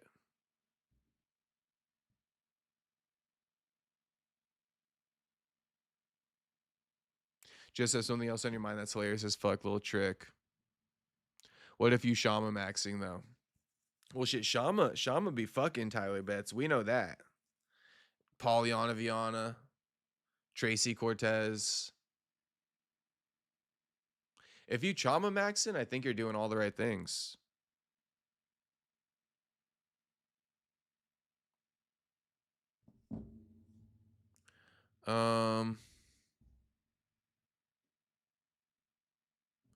Mystic says, for sure you are right, Perry. That's why I got to get back in shape.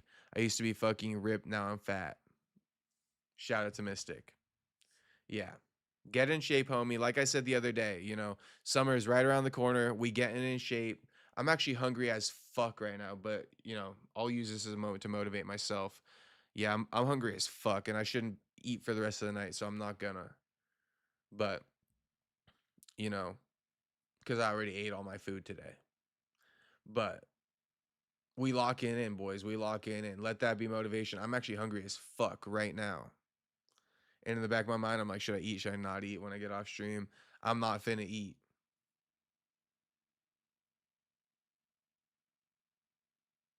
So we locked in right now. And you know, we got fight week coming up next week. UFC 328, the return of Joaquin Numanza Buckley. So shit, I'm gonna really lock in. Homie making 170 right now. You know, I'm gonna lock in till at least next Friday. I'm locking in. Bro's lean maxing. Yeah, I'm lean maxing right now, Nitro. Definitely, you could call it that. It's hard to not eat when you're drinking though, LOL. Yeah, same. And when you're smoking too. But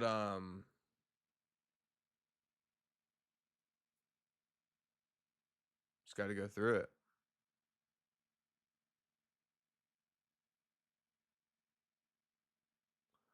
That's on the Sean card. Didn't even realize that.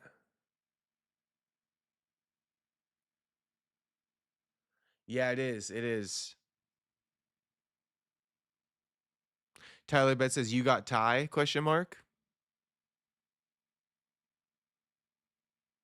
Thai food?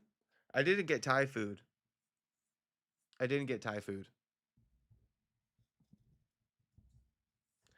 But I ate a lot of food today.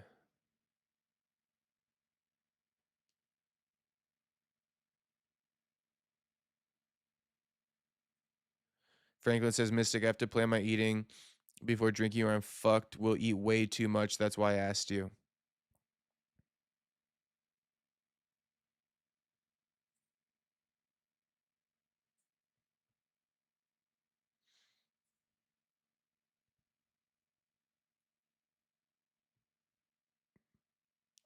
All right, boys. Shout out to all you boys watching.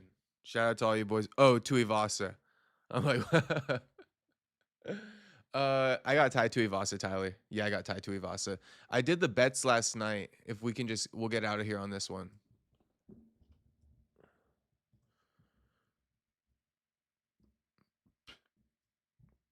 My Tapology picks.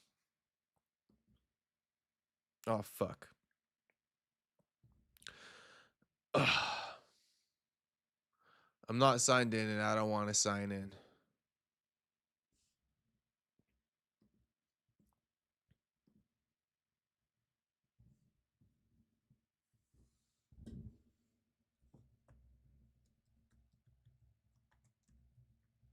I'm staying up late because like well, first off, I always go to bed around this time. But like I said, we got the fights on at 1 a.m. in the morning tomorrow, so it doesn't even matter. I'm just gonna sleep all day tomorrow.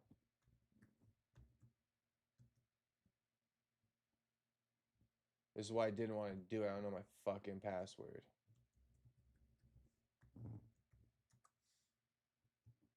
Okay, we got in. We got in this bitch.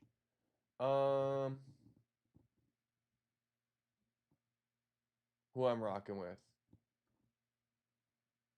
I'm rocking with Ty. Round 2 KO. Tyler. Otto says peace out, G. Peace out, homie. I'll see you here tomorrow. Shit, tomorrow's gonna be a weird one. Cause I'm gonna have to stream during that 24-hour time span tomorrow. And then 1 a.m. is gonna count towards the Saturday stream. Interesting. I'll have to figure that out. I'll do like a pre-stream tomorrow.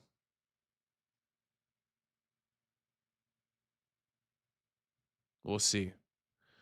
Yeah, anyway, these are my picks. Sal killed round 1 KO. Mystic says, yeah, I'm sleeping all day tomorrow too, so I want to try and stay up until at least 10 a.m. at least. Yeah. I might even eat a little something then if that's the case, if I'm going to sleep all day. Maybe I just found my excuse to eat something, or maybe I'm coping. I won't eat. I won't eat, boys. I won't fucking eat. I will starve. Just started at 11:30. Honestly, not a bad idea, Tyler Betts. Not a bad idea at all.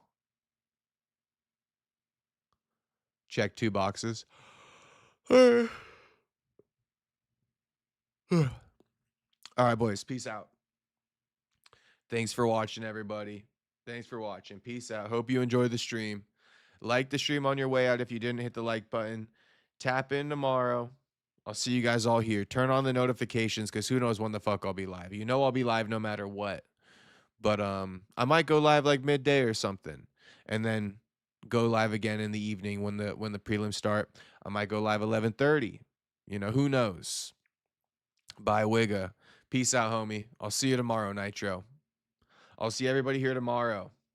I would love for all you guys to be here tomorrow. All right, peace out, everybody. No shout out to the streets, guys. Just a shout out to the streets. Shout out to everybody in the streets, all right? Peace out, and I'll see you guys all tomorrow.